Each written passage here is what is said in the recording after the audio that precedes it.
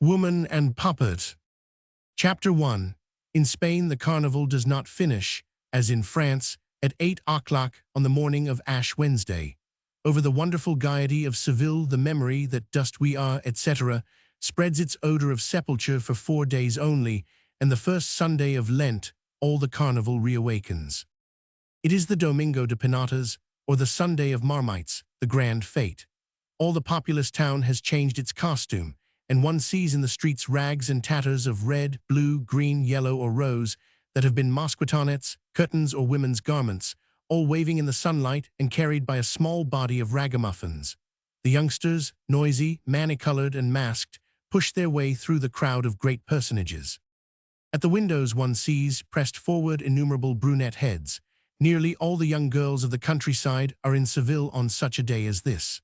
Paper confetti fall as a colored rain. Fans shade and protect pretty powdered faces. There are cries, appeals, and laughter in the narrow streets. A few thousands of people make more noise on this day of carnival than would the whole of Paris. But on the 23rd of February in 1896, André Stevenal saw the end of the carnival approaching with a slight feeling of vexation, for the week, although essentially one of love affairs, had not brought him any new adventure. Some previous sojourning in Spain had taught him with what quickness and freedom of the heart the knots of friendship were tied and untied in this still primitive land. He was depressed at the thought that chance and circumstance had not favored him. He had had a long paper battle with one young girl. They had fought and teased each other with the serpentine strips of carnival time, he in the street, she at a window. She ran down and gave him a little red bouquet with "Many thanks, sir." But alas, she had fled quickly, and at closer view illusions fled also. André put the flower in his coat, but did not put the giver in his memory. 4 o'clock sounded from many clocks. He went by way of the Cal Rodrigo and gained the delicious Champs-Élysées of shading trees along the immense Guadalquivir thronged with vessels. It was there that unrolled the carnival of the elegant.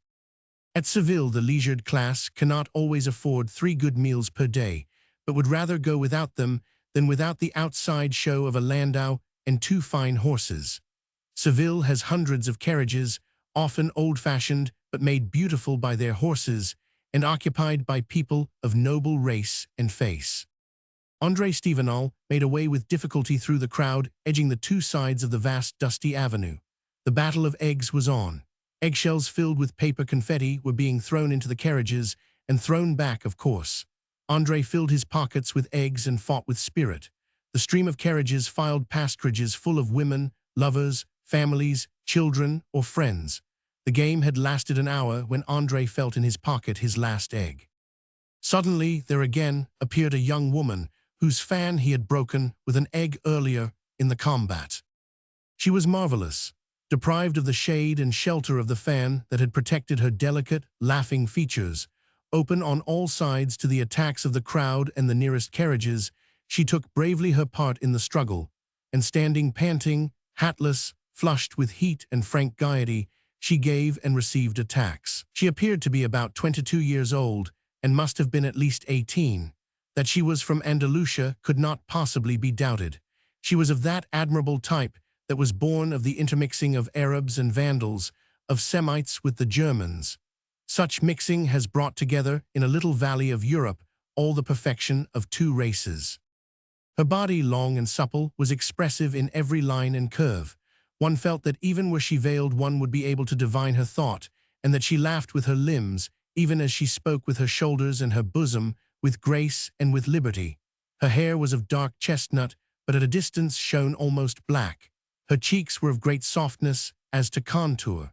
The edges of the eyelids were very dark. André, pressed by the crowd close to her carriage, gazed at her intently. His heartbeats told him that this woman would be one of those who were destined to play a part in his life. At once he wrote with pencil on his carnival egg the word "Quiro," and threw it, as one might a rose, into her hands. Quiro is an astonishing verb. It is to will, to desire, to love. It is to go in quest of, it is to cherish. In turn, and according to how used, it expresses an imperative passion or a light caprice. It is a prayer or an order, a declaration or a condescension. Often it is but an irony. André looked as he gave it the look that can mean "I would love to love you." She put the curious missive in a sort of handbag, and the stream of traffic took her on. André lost sight of her after a vain attempt to follow. Saddened, he slowly returned. For him, all the carnival was shrouded and ended. Should he have been more determined and found a way in the crowd? How could he find her again? It was not certain that she lived in Seville. If not, it might be impossible to find her. And little by little, by an unhappy illusion, the image that his mind held of her became more charming. Certain details of her sweet features that had only won a moment's curious notice now became transmuted in the crucible of memory into the principal things that made up her tender attitude. There was a certain detail in the dressing of the hair, an extreme mobility in the corners of the lips. The latter changed each instant in form and expression, often almost hidden, often almost curved upwards, rounded, slender, pale, or darkened, animated, so to speak, with a varying flame of life and soul. Ah, perhaps one could blame all the rest of that face, say that the nose was not Grecian, the chin not Roman, but not to color with pleasure at the sight of those little lip corners was to be past all forgiveness in this world. So his thoughts flew on, and on till a voice cried behind him, rough but warning. A carriage was passing quickly in the narrow street. In the carriage was a young woman who, when she saw André, threw gently towards him, as one would throw a rose, an egg inscribed Quiro. But now, after the word, there was a decided flourish. It was as if the fair one had wished to reply by stressing his own one-word message. Chapter 2. Her carriage had turned the corner of the street. André went in pursuit, anxious not to lose a second chance that might be the last. He arrived as the horses went through the gates of a house in the Plaza del Triunfo. The great black gates closed upon the rapidly caught silhouette of a woman. Without doubt, it would have been wiser if he had prepared to learn the name and family or mode of life of the stranger, before bursting into all the divine unknown of any such intrigue, in which, knowing nothing, he could not be master of anything. André, nevertheless, resolved not to quit the place without a first effort to find out something. He deliberately rang the gate bell. A young custodian came, but did not open the gates. "What does your grace demand?" "Take my card to the senora." "To what senora?" "To the one who lives here, I presume." "But her name?" "I say that your mistress awaits me." The man bowed and made a deprecatory sign with his hands, then retired without opening the gates or taking the card. Then André rang a second and third time. Anger had made him discourteous. A woman so prompt to reply to a declaration of this type, he thought, cannot be surprised that one insists upon trying to see her.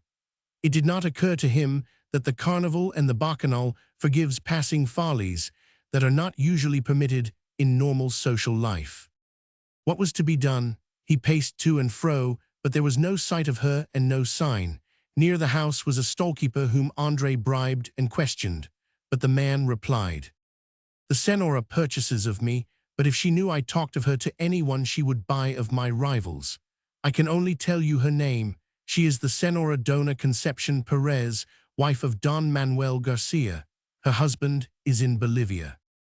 André heard no more, but returned to his hotel and remained there undecided. Even upon learning of the absence of the Senora's husband, he had not also learnt that all the chances were upon his side. The reserve of the dealer, who seemed to know more than he would care to say, rather left one with the idea that there was another and luckier lover already chosen and enthroned. The attitude of the servant at the gates increased this awkward afterthought. André had to return to Paris in 2 weeks' time. Would those weeks suffice for planning and effecting an entry into the life of a beautiful young dame, whose life was without much doubt planned, rounded, complete? While thus troubled with his incertitudes, a letter was handed to him. It had no address on the envelope. He said, "Are you sure that this letter is for me?" "It has just been given to me for Don André Stevenal." The letter was written upon a blue card and was as follows: "Don André Stevenal is begged to not make so much noise, to not give his name or demand to know mine. If he is out walking tomorrow about 3 on the Empami route, a carriage will be passing. It may stop." André thought how easy life was, and already had visions of approaching intimacy. He even sought for and murmured the most tender little forms of her charming Christian name Conception, Conca, Conchita, Chita. Chapter 3. On the morning of the morrow, André Stevenal had a radiant awakening. The light flooded his room, which had 4 windows. There also came to him the murmurs of the town. There were the feet of horses passing, street cries, mules' bells, and the bells of convents. He could not recall having known a morning as happy as this present one was. No, not for a long time. He flung out his arms and stretched them, then held them tightly folded around his breast, as though to give himself the illusion or the anticipation of that eagerly awaited embrace. How easy, how simple the affairs of life are after all, so he mused, smiling. Yesterday, at this hour, I was alone, without an object to fill my mind, almost without a thought. It was merely necessary to take a walk, and behold, a change of scene, a love affair in view. What is the use of taking any notice of refusals, of disdain, or any such things? We desire and demand, and the women give themselves. Why should it ever be otherwise? He rose, and in dressing gown and slippers, rang for his bath to be prepared. Whilst waiting with his forehead pressed to the window panes, he stared into the thoroughfare before him, now full of the stir of day. The houses in sight were painted in light colors that Seville favors as a rule, colors like the gay tints of women's dresses: cream, rose, green, orange, violet, but not the fearful brown of Cadiz or Madrid, or the crude white of Jerez. There were orangetteries in sight, bearing fruit, running fountains, and laughing girls, holding their shawls close. From all sides come the sound of the mules' bells. André could not then imagine any other place in which to live but Seville. He finished dressing and slowly sipped a little cup of the thick Spanish chocolate. Then, easy in mind, almost aimlessly, he went out into the busy street. By chance he went the shortest way, to the Plaza del Triunfo. Then he remembered that he was not to haunt the residence of his mistress, as he called her to himself, so he went to Las Delicias. The place was strewn with paper and the usual signs of the carnival. It was also deserted, for Lent had recommenced. Nevertheless, by a way that led from the city's outskirts, André saw coming towards him one whom he recognized. "Good day, Don Mateo," he said, holding out his hand. "I had not thought of seeing you so soon." "Well, here I am, alone, idle, and at a loose end. I stroll about in the morning and evening, and fill up most of the day reading or playing in some way. It's a dull sort of existence. But you have nights that console the monotony of the days, if one may credit the chatter of the city busybody. Whoever says so says wrongly. From now to the day of his death, Don Mateo Diaz has no woman about him. But do not let us talk about me, for how long are you still going to remain here?"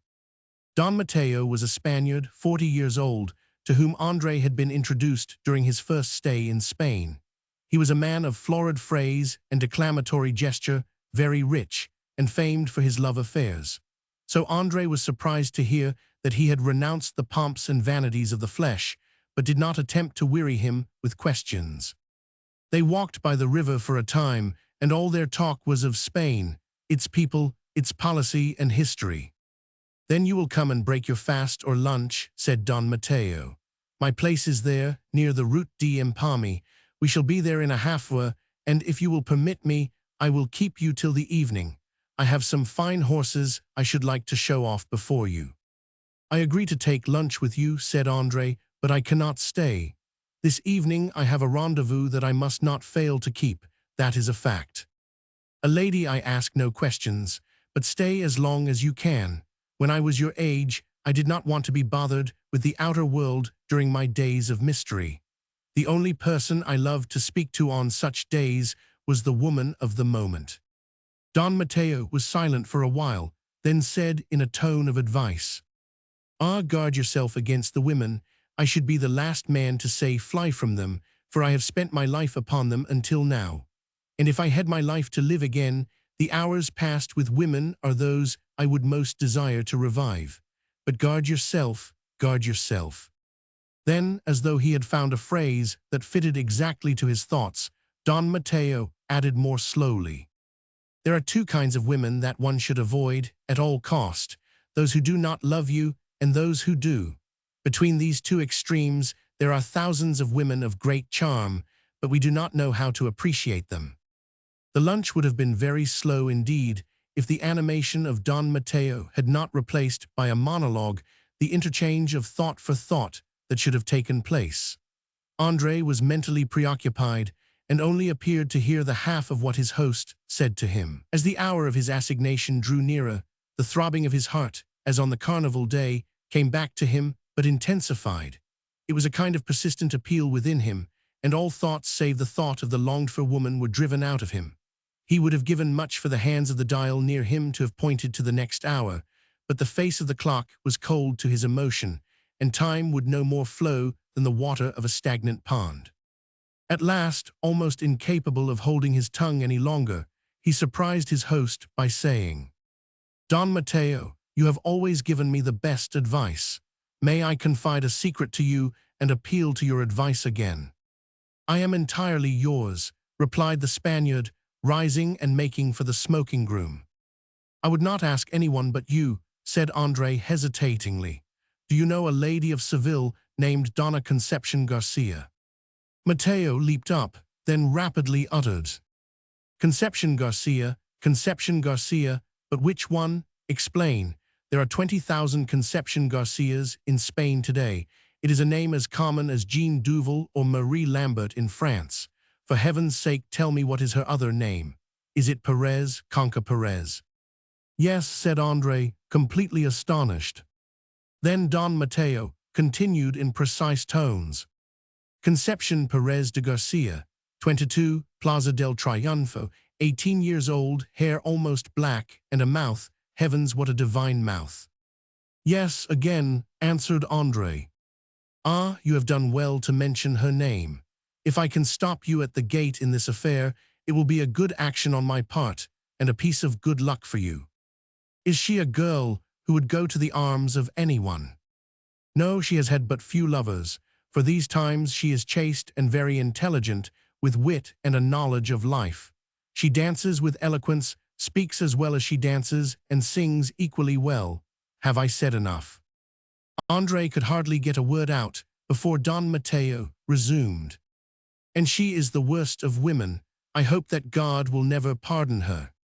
André rose as if to go. "Nevertheless, Don Mateo, I who am not yet able to speak of this woman as you or I, at present, am still less able to fail to keep an assignation she has made with me. I have made you a confession, and I regret to break yours by a premature departure." He held out his hand. Mateo placed himself before the door. "Hear me, I beg of you. I speak to you man to man, and I say stop. Return as you came. Forget who you have seen, who has spoken to you and written to you. If you would know peace, calm nights, and a life lacking in black care, do not approach Conca Perez. Do not approach this woman. Let me save you. Have mercy upon yourself, in fact." "Don Mateo, do you then love her?" The Spaniard stroked his forehead and answered, "Oh no, I do not now love or hate. It is all over and done with, all trace effaced." Mateo gazed at André, then, quite changing to a tone of banter, said, "Besides, one should never go to the first rendezvous a woman gives one." "Why not?" "Because she never comes there." A memory of an affair made André smile and admit it was often true. "Very often, and if by chance she comes, be sure your absence will deepen her liking for you." A short silence came. They had reseated themselves, and Mateo said, "Now listen, please." Chapter 4. 3 years ago I had not the gray hairs that you now see, and was 37 years of age, though I felt but 22. I do not know precisely when my youth passed from me, and it is hard for me to realize that it has reached its end. People have told you that I was one of the gadabouts of passion. That is false. I respected love, and I never degraded her. Scarcely ever have I caressed a woman whom I did not passionately love. If I were to name or number these loves to you, you would be surprised, for they were but a few. I easily remember that I have never loved a blonde. I have always ignored those pale objects of worship. What is furthermore true is that, for me, love has not been a mere pleasure or pastime. It has been my very life. If I were to take out of my life all the thoughts and actions that had the woman for their sole end, there would remain nothing but emptiness space. This much said, I may now recount to you what I know of Conca Perez. I go first to 3 years and a half ago, in winter time.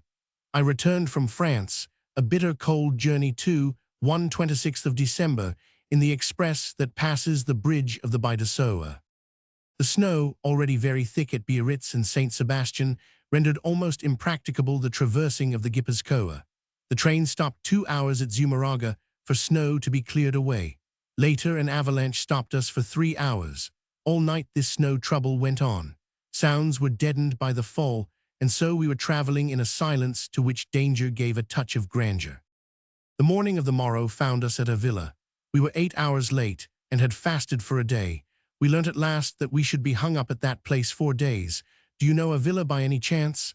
It is the place that they should send those people to who rave about old Spain being dead and done with. The inn I stopped at, Don Quixote could easily have used also. In resuming my journey, I went third class, for a change, in a compartment nearly full of Spanish women. There were really 4 compartments with partitions about shoulder high. Well, we were passing the Sierra of Guadarrama, and suddenly the train stopped again. We were blocked by another avalanche. When we realized this, there was a general request made to a gitana present to dance. She did dance, a woman about 30, of the ugly gypsy type, but she seemed to have fire in the fingers that flashed the castanets and fire in her limbs. Everyone knelt and listened or beat time with their hands. I now noticed in the corner, facing me, a young girl who was singing. She wore a rose-colored skirt that made me guess she was from Andalusia, that color-loving province. Her shoulders and bosom were swathed in a creamy shawl, and she had a throat scarf of white foulard to protect her from the cold. The whole carriage already knew that she was trained at the convent of San José de Avila, was going to Madrid to find her mother, and bore the name of Conca Perez. Her voice was singularly penetrating. She sang without moving her body about, hands in shawl, eyes closed. The songs she was singing were not taught her by the sisters, I can be quite sure. They were the little songs of 4 lines, only loved by the people. Into these quatrains they put much passion. I can hear again in memory the caress in her voice as she sang. Thy bed is of jasmines, thy sheets of white roses, of lilies thy pillows, and a dark rose their poses. There followed an angry scene between her and the gypsy. They fought, but I stepped between, for I loathe to see women fighting. They do it badly and dangerously. When it was all over, a gendarme came, and after slapping Conca upon the cheeks, put her in another compartment. The train now went forward again, and my companions began to sleep. The image of the little singer tormented me. Where had he put her? I leant over the barrier of my carriage, and saw that she was there, close enough to touch. She was sleeping like a tired child. I saw the closed lids, the long lashes, the little nose and 2 small lips that seemed to be at one and the same time infantile and sensual. Gazing for a long time at those amazing lips, I wondered whether their dream movements were recalling the breast that nursed her or the lips of a lover. Daylight came, and with it the end of the journey. I aided the little Conca to get together 6 parcels and offered to carry them, but was refused. She managed with them somehow and ran off. I soon lost sight of her. You see, do you not, this first meeting was insignificant, almost vague. She had interested and amused me for a little while. That was really all. Soon I ceased to think of her at all. Chapter 5. The following summer I found her again. In August, I was alone in my house, a house that a feminine presence had filled for years. One afternoon, bored to death, I visited the government tobacco manufactory of Seville. It was a sweltering day. I entered alone, which was a favor in this immense harem of about 5,000 women workers of a rather friandisy type. I have said the day was terribly hot. Most of the workers were half-dressed only. It was a mixed spectacle, certainly, a sort of panorama of women at all ages. I passed along, sometimes being asked for a gift, sometimes being given a cynical pleasantry. Suddenly I recognized Conca and asked her what brought her into that place. Heaven knows, I have forgotten. But your convent training. When girls go there through the door, they leave through the window. Did you? I will be honest with you. I didn't enter at all for fear of sinning. Give me a coin, and I will sing you something while the superintendent is away from here." Then she told me she lived with her mother and came to the factory when in the mood. I gave her a Napoleon and then left. In the youth of happy men, there is a moment, an instant, that chance decides. My moment came when I dropped that golden coin before that girl. It was as if I had thrown a fatal die. I date from then and there my actual life, the life I have lived the most. My moral ruin was then begun. You shall know all. The actual story is simple enough, truly. I left the state factory and walked slowly into the shadowless street.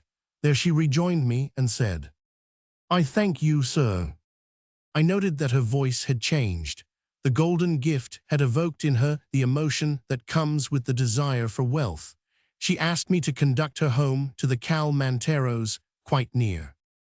She told me she had no sweetheart, and I then replied, "Surely not through piety. I am pious, but I haven't taken any vows." Finally, she said that she was virginal and had kept herself pure. Chapter 6. She admitted this with such a directness, such an air, that I quite flushed and felt ill at ease. Whatever was passing in that childish-looking head, behind that face so provoking, so rebellious, what signified her decided moral attitude, her frank and possibly honest eye, her sensuous mouth that seemed to tempt and yet defy? All that I really knew was that she pleased me vastly, that I was enchanted to have found her again, and looked forward to finding other chances of being with her. We reached her home. Downstairs at the doorway I bought her some mandarins. At the top floor she gave 3 little knocks at a door, and I stood before her mother, a dark woman who had once been beautiful. Then began confidences. They seemed endless. The mother said she was the widow of an engineer and told me a story I had heard elsewhere 20 times. "Ah, caballero, we should have been rich, we too, had we but followed evil ways. But sin has never passed the evening here." Conchita, during this discourse, was putting powder on her cheeks. She turned to me with a smile transfiguring her mouth. Finally, I laid down 4 banknotes and arranged that Conchita was not to return to the factory. I called again the next day. She was alone. That day she came and sat upon my knees and kissed me with her burning mouth. I left but to return, alas, not once, but 20 times more. I was in love like the youngest, the most foolish of men. You must have known such madness yourself and will understand me. Each time I left her rooms, I counted the hours until the next meeting, and those hours never seemed to go. Little by little, I got to pass the whole day with them, paying all the expenses and the debts too. This cost me a good deal of money. How Conchita and I talked. But she was impenetrable, mysterious. She seemed to love me. Possibly I really loved her. Today I do not know what to think. To all my pleadings she answered merely later. That resolution I could not break. I swore to leave her and she told me to go. I threatened her, even with my violence. It left her unconcerned. When loaded with presents, she accepted them upon her own terms. Nevertheless, when I entered her place, I saw a light in her eyes that was not, I believe, a feigned one. She slept 9 hours at night and had a siesta of 3 hours. She did nothing else. The work of the place was her mother's affair. During 1 whole week she refused to get up at all. Her conception of the duties of the day was very Spanish, but I do not know from what country came her conception of love. After 12 weeks of wooing, I saw in her maddening smile the same promises and certainly the same resistance. At last, one day, I took her mother into my confidence and, confessing my love, invoked her aid. After a night and a morning that were insupportable through suspense, I received a 4-line letter. "If you had loved me, you would have waited. I wish to give myself to you. You have asked that I shall be sold to you. Never again shall you see me. Conchita." When I reached their rooms in Seville, they had left with all their belongings. Chapter 7. Autumn and winter passed. Memory was pitiless to me and I felt shattered. The months were empty. Oh, how I loved her, God of heaven. I thought sometimes that she was trying me, testing me to be sure of me. So be it. We met again. I was returning from the theater, and in the Cal Trajano I heard her voice call my name. She was at a window about shoulder-high from the ground, in night attire and shawled. I gazed at her as one entranced. She held her hand to me, and I covered hand and arm with kisses. I was half insane with love. I craved for her lips only to get for answer later. I pressed her with questions. They had been to Madrid, then to Carabanchel. By economy with my money, they had now rented her present place. There was enough money left to live honestly for a month. And after that, do you seriously think I shall feel embarrassed? Then she paused. You do not understand me. I can still work at the factory, sell bananas, make bouquets, dance the Sevillana. Can I not, Don Mateo? Then with a sigh she leant forward and said, Mateo, I will be your mistress the day after tomorrow. Are you sincere? I have said it. Leave me, Mateo. Be not impatient or jealous. Then she left me. Chapter 8. 2 interminable days and nights followed. I was happy and yet suffering. A kind of troubled joy seemed to dominate every other feeling. The hour of the assignation came, and I heard her softly call Mateo. We kissed passionately, and a long love scene followed.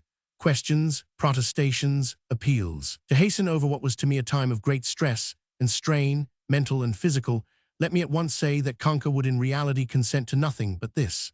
I might live with her, worship her, love her as fervently, truly, tenderly as I liked, but she was to be left wholly pure, utterly virginal. I endured this state of things for 2 weeks. Concha then borrowed from me a large sum to pay more debts, and the next day I found that mother and daughter had fled again. Chapter 9. It was too much to bear. I left for Madrid and tried to get fond of an Italian dancer. I returned to Seville, then went to Granada, Cordova, Jerez. I sought for Concha Perez. At Cadiz we met again. One evening I entered a drinking saloon. She was there dancing before sailors and fishermen. At the moment I saw her, I trembled and throbbed. I must have become pale, and I felt as though I had no breath, no force, no will. I dropped down upon the seat nearest the door and head in hands watched her. Her dance finished, she came towards me. All knew her. From all sides came cries of Conchita that made me shudder. On all sides she cast glances. Here a smile, there a laugh, a shrug, a flower accepted, a drink sipped. She sat at my table facing me and desired coffee. I said in a low voice that I tried to steady. Then you fear nothing, Concha, not even death. You would not kill me. Do you dare me to? Yes, here or where you will.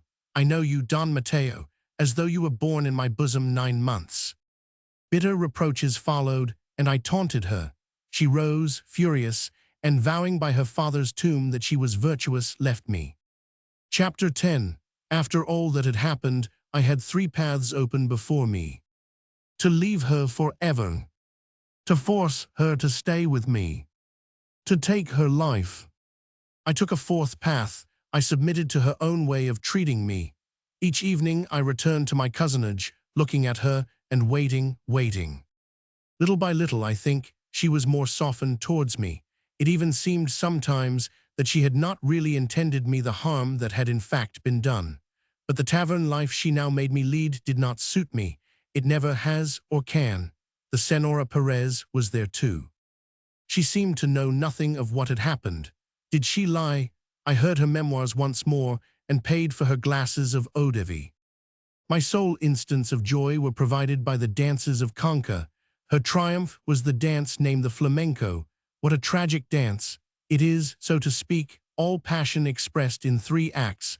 I always see her in that dance. She was resplendent. During a month she tolerated me in what may be called the dressing room, at the rear of the stage where the dances took place. I had not even the right to see her home. I kept my place near her on conditions no reproaches as to the past or the present. As to the future, I did not know anything, and had no idea whatever what would be the solution of my most pitiable adventure of body and spirit. Then came a night when, with other dancers, she danced, with bosom bared, in a room upstairs. There were 2 rich Englishmen present. I went up to her and said, "Follow me, do not be afraid, but come or beware." But again she dared and defied me. Chapter 11. They left us alone. "Defend yourself, lie, you lie so well," I cried. "Ah," she answered, "you accuse me. Superb, after entering here like a thief, spoiling my dance and scaring everyone away." The usual scene of reproach, recrimination, and explanation followed. At the end, I drew her on to my knees. "Listen," I said, "I cannot live thus. If you stay here a day longer, I will indeed leave you forever, Conchita." Then she protested that she loved me and had always loved me. Again she tamed me with her words, and the scene ended as so many had ended in her triumph. We returned to Seville, where I took a house for her. In that house she pretended that she had a lover. It was pretense, but at last I turned and struck her in the face. She tried to stab me but failed. Then I beat her until I hurt my own hand. On her knees she craved my pardon and opened her arms to me. I took her. She was virginal as on the day of her birth. Chapter 12, and last. André returned to Seville. He there met Conca Perez. As they were starting for Paris, a letter came by hand addressed to her.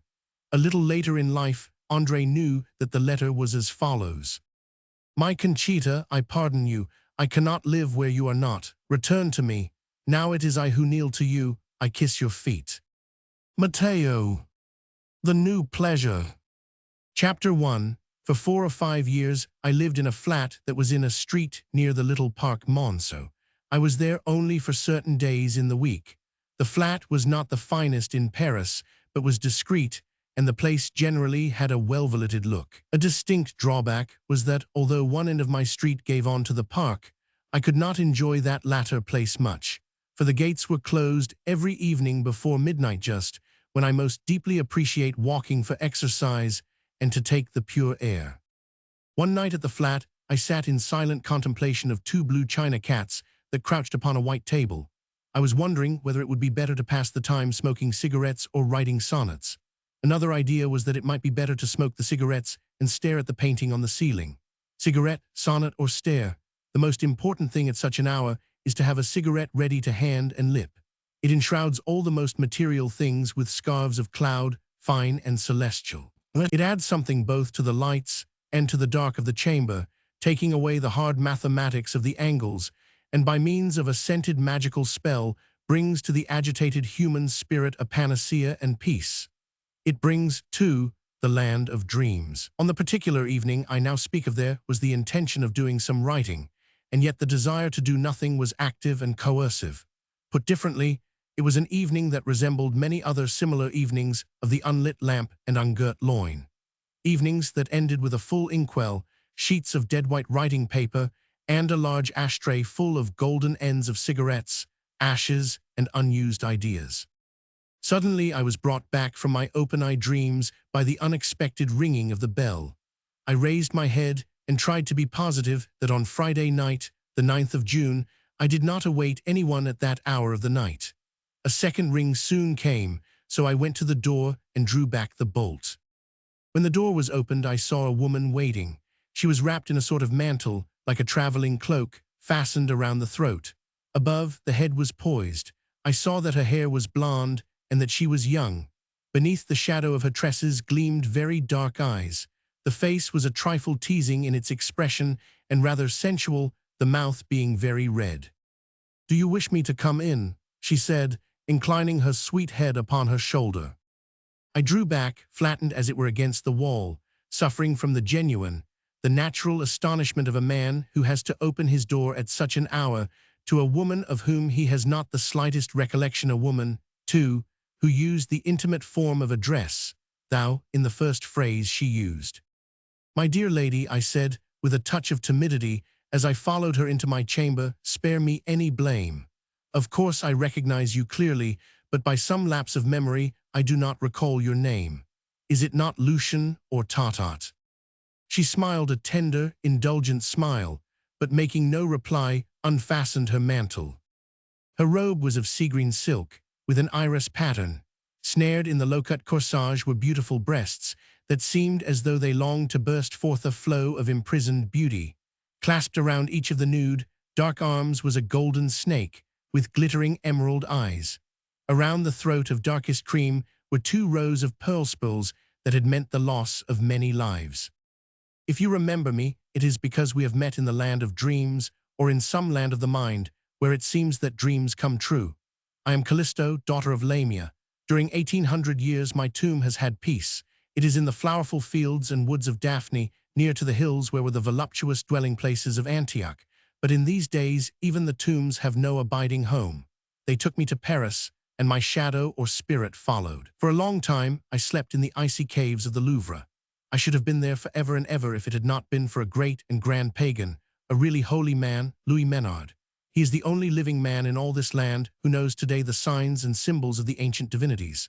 Before my tomb, he solemnly pronounced the words that of old gave a nightly and transitory life to the unhappy dead. Therefore behold me. For 7 hours each night I may go through your miserable city. O child of the older world, I cried, how you must see the change the world sorrows under. Yes and yet no. I find the dwellings dark, the dresses ugly, the sky sorrowful. How oddly you dress for such a climate. I find that life in general is more stupid, and that human beings look much less happy than in the older and more golden days. But if there is one thing that greatly stupefies me, it is to see that you have still so many of the things that I knew of old. What in 1800 years have you all made nothing more, nothing new? Is that so really and truly? What I have seen in the houses, the open air, the streets, is that all? Have you not succeeded in finding a new thing? If not, what misery, my friend. My attitude of astonishment was my sole reply. She smiled, the lovely red lips parting over her mother-of-pearl teeth most enchantingly. Then she murmured in explanation. See how I am dressed. This was my burial attire. Regard it. In my first lifetime one dressed in wool and silk. In returning to the earth, I thought that such things would have passed away even from the memory of man. I imagined that after so many years that the human race would have discovered fabrics to dress in more wonderful than a tissue of sun and silk, more pleasurable to touch than the exquisite tender skin of young virgins, of rose leaves, of downy peaches. But you still dress or clothe yourselves in thread, in wool, in the silk we all had of old. Then look at my shoes of olive Morocco, worked with gold like the binding of a rare book. Have you as lovely things for the feet in these days? And so, with the gems and jewels of these days, I knew them all then. Callisto, at last I said, you give these things too great an importance. A girl is never so beautiful as when she is made as the gods made her. She gazed at me, then said very slowly, are you sure now that women themselves, their form, has not changed since my early days of life? Chapter 2. To my utter amazement, she followed her last words by slipping off her jewels and robes. She had the grandeur of a goddess from throat to feet. She curved into a long, deep, easy chair and said, why have you people of today not perfected the woman as you have perfected flowers? She continued in a soft, dreamy voice, oh, days of the youth of the world, days of the first coming of pleasure. During the 1900 years of my sleep in the grave, what new joy have you all discovered? What new pleasure have you found? Invite me to share it with you. We need more time, Callisto, I pleaded. She smiled in derision. Your art and thought have both borrowed from us parasites of our dead bodies. Descartes and Kant borrowed from our Parmenides. Euclid, Archimedes, Aristotle, Democritus, Heraclitus, you have discovered nothing that they had not dreamt. You have discovered nothing, not even America. Aristotle said the earth was round and indicated the path that Columbus finally took. But oh, if only you had discovered one new pleasure, only one. I sighed. I could not combat her arguments any more than I could resist her beauty. Instead, I simply said, will you take a cigarette? Doubtless Aristotle taught you that. No, Callisto answered, but do you offer me that as a new pleasure? She consented to take one, and I taught her the best method of getting joy from those tubes of white and gold. There followed a long silence. She held in her hand my packet of cigarettes and seemed to be deep in the enjoyment of an emotion she would not share. Another cigarette was lit for her and slowly smoked. Callisto, at last, had found a new pleasure. Bibles. Amaryllis told to the 3 young women and the 3 philosophers, as if they were little children, this fable. Travelers I have known, who have gone to Carol by ascending the Minder far beyond the range of the shepherds, have seen the river god asleep in the shade on the riverbank. He had a long green beard, and his face was wrinkled like the river's gray and rocky banks from which trailed dripping plants. His old eyelids seemed dead as they overhung the eyes which were forever blind. It is likely that if anyone went to find him now, he would not be discovered alive. Now this was the father of Bibles by his marriage with the nymph Cyane. I will tell you the story of the unhappy Bibles. Chapter 1. In the grotto from which the river emerged in a mysterious way, the nymph Cyane gave birth to twins. One was a son who was named Carnos, and the other a girl to whom the name of Byblis was given. They both grew up upon the banks of the Minder, and sometimes Cyane showed them beneath its transparent surface the divine appearance of their father, whose soul disturbed its flowing stream. The only world the children knew was the forest in which they were born. They had never seen the sun except through the network of its branches. Byblis never left her brother and walked with her arm around his neck. She wore a little tunic, which her mother had woven for her in the depths of the river, which tunic was blue-gray like the first light of dawn. Carnos wore around his waist nothing but a garland of roses from which hung a yellow waistcloth. As soon as it was light enough for them to walk in the woods, they wandered far away, playing with the fruits which had fallen to the ground, or searching for the largest and most sweetly-scented flowers. They always shared their finds and never quarreled, so that their mother spoke proudly of them to the other nymphs, her friends. Now, when 12 years from the day of their birth had sped, their mother became uneasy and sometimes followed them. The two children played no longer, and when they returned from a day in the forest, they brought back nothing with them, neither birds, flowers, fruits, nor garlands. They walked so close together that their hair was mingled.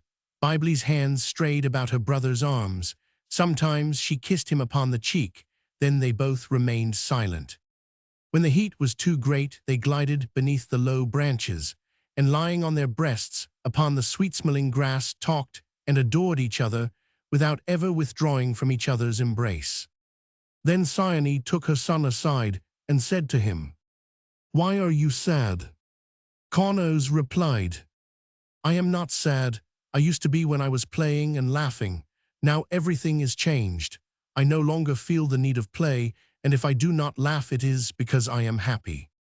Then Cyane asked him, "Why are you happy?" The answer which Carnos gave her was, "Because I look at Byblis." Cyane asked him too, "Why is it that you do not now look at the forest?" "Because Byblis' hair is softer and more scented than the grass, because Byblis' eyes." But Cyane stopped him, "Child, be silent." Hoping to cure him of his illicit passion, she at once took him to a mountain nymph who had 7 daughters, most wondrously and indescribably beautiful. Both of them, after planning together, said to him, "Make your choice, Carnos, and the one who pleases you shall be your wife." But Carnos looked at the 7 young girls as unmovedly as if he had been looking at 7 rocks, for the image of Byblis quite filled his little soul, and there was not room in him for an alien love. For a month Cyane took her son from mountain to mountain, and from plain to plain, without succeeding in diverting him from his desire. At last, realizing that she would never overcome his obstinate passion, she began to hate her son and accuse him of infamous conduct. But the child did not understand why his mother reproached him. Why among all women was he to be refused the one he loved? Why was it that caresses, which would have been permissible in the importunate arms of another, became criminal in the arms of his beloved Byblis? For what mysterious reason was it that a sentiment which he knew to be good, tender, and capable of any sacrifice was deemed worthy of every punishment? Zeus, he thought, married his sister, and Aphrodite dared to deceive her brother Ares with her brother Hephaestus. For he did not yet know that the gods alone have given themselves an intelligent morality, and that they disturb men's virtue by incomprehensible laws. Now Cyane said to her son, "I disown you as my child." She made a sign to a centaur which was going towards the sea and had Carnos placed upon its back. Then the beast went rapidly away. For some time Cyane followed her son with her eyes. Carnos in his fright clung to the shoulders of the beast and was sometimes buried in its monstrous mane. Then Centaur moved with long and powerful strides. It traveled in a straight line and soon grew small in the distance. Then it turned behind a clump of bushes and reappeared looking from afar like a tiny and almost stationary speck. At last Cyane could see it no longer. Slowly, the mother of Byblis retraced her steps into the forest. She was sad, but at the same time proud of saving by a forced separation the destiny of her 2 children, and she thanked the gods for giving her the strength to accomplish such a heartrending duty. Now she thought, Biblis being alone will forget the brother who has been sacrificed for her. She will fall in love with the first man who knows how to caress her, and from the marriage bed will spring, as is right, a race half human and half divine. Blessed are the immortal gods.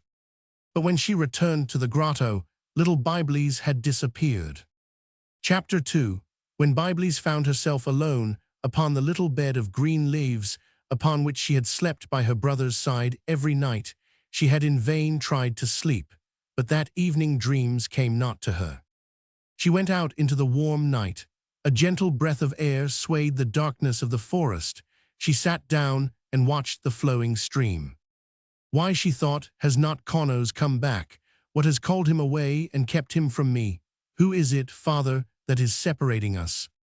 As this last idea came to her, she leant over the spring. Father, she repeated, Father, where is Conos? Reveal the secret to me. A murmur of the water answered, far away.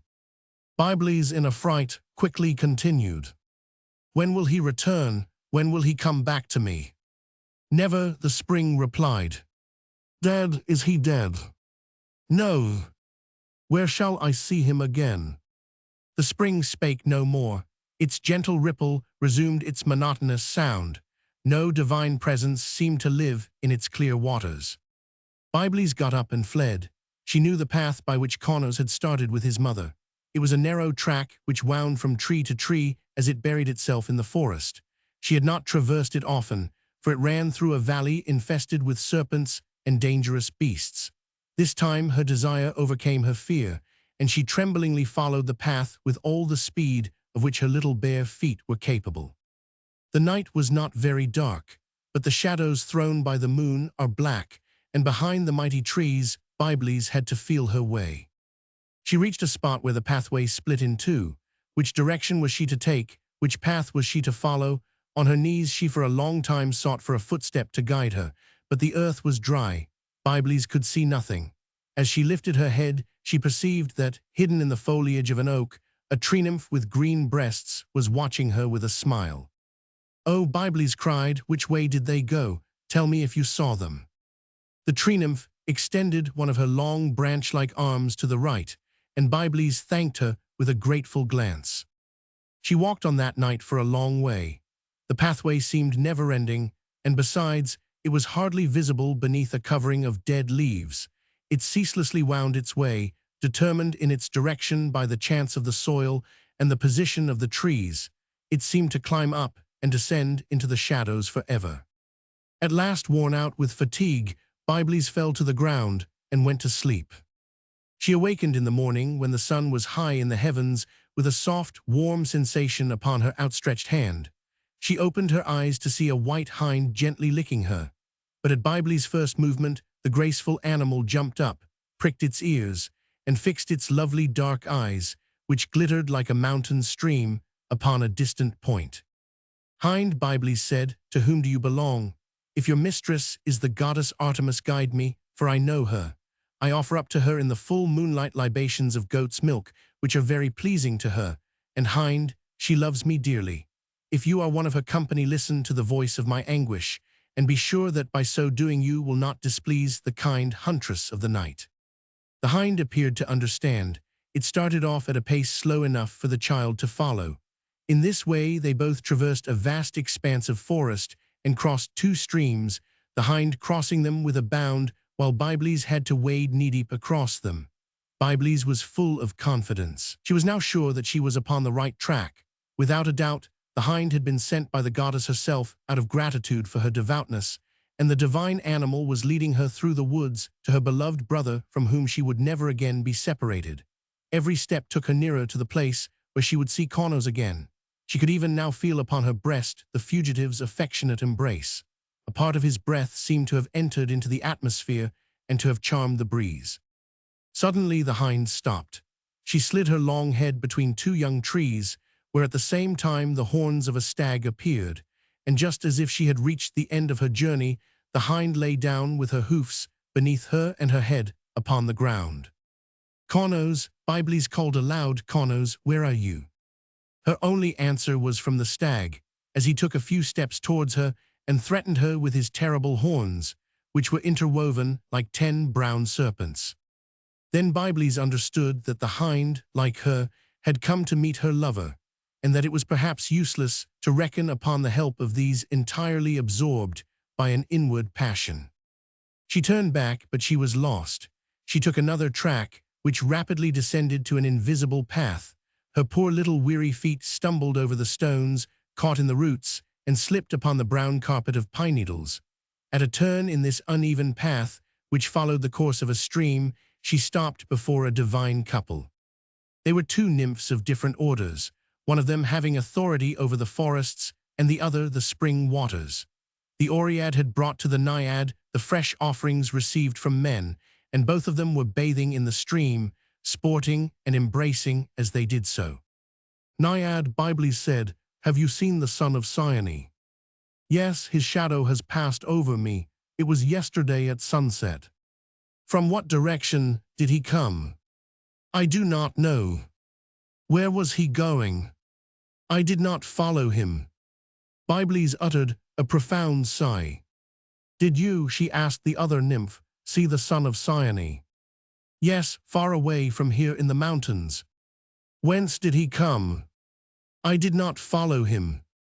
"Where was he going?" "I have forgotten." Then she continued, rising up in the midst of the flowing waters as she spake. "Remain with us, young girl, stay. Why do you still think of him who is absent? We have treasured up for you boundless present joys. There is no future happiness worth the trouble of pursuit." But Byblis did not think that the nymph had spoken the truth. Although she was unable to express the ideas of her little soul, she could not conceive any greater joy than to suffer in the pursuit of happiness. During the first day of her useless journey, she had counted on the assistance and zeal of the unknown creatures. When she saw that they were careless about aiding her destiny, she relied solely upon herself, and leaving the winding path, penetrated haphazard into the labyrinth of the woods. But the 2 immortals repeated their words of wisdom.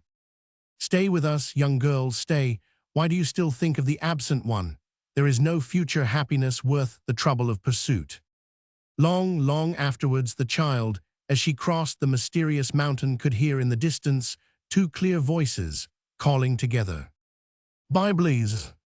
Chapter 3. For a night and day Byblis traversed the mountain. She made anxious inquiries of all the deities of the woods, of the trees, of the glades and the thickets. She recounted her sorrows many times.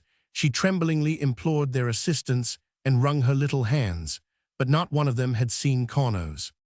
She climbed up so high that her mother's holy name was quite unknown to all she met, and the unconcerned nymphs did not understand her. She wanted to retrace her steps, but she was lost.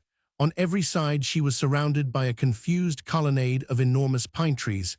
There were no more paths, there was no horizon. She ran in every direction. She called out in despair. There was not even an echo to be heard. Then, as her weary eyelids drooped lower and lower, she lay down upon the ground, and a passing dream told her in measured tones, "You will never see your brother, you will never set eyes upon him again." She awoke with a start, with her arms outstretched and her mouth open, but she was so overwhelmed with sorrow and anguish that she had not the strength to cry out.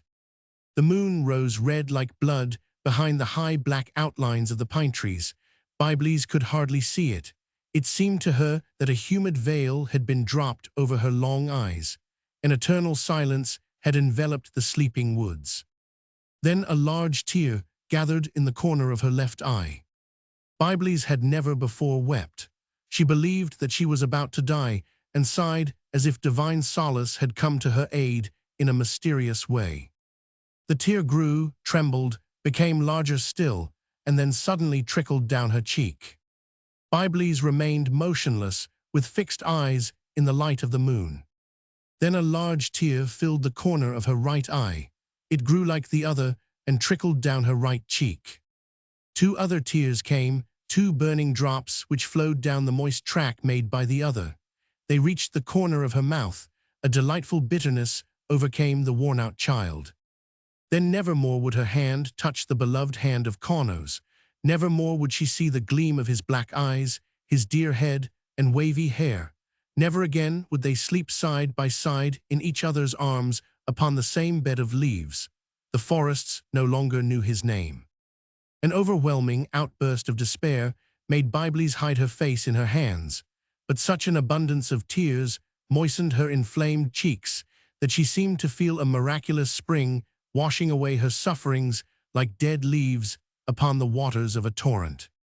The tears which had been gradually born in her rose to her eyes, welled up, overflowed, trickled in a warm flood over her cheeks, bathed her tiny breasts, and fell upon her entwined legs.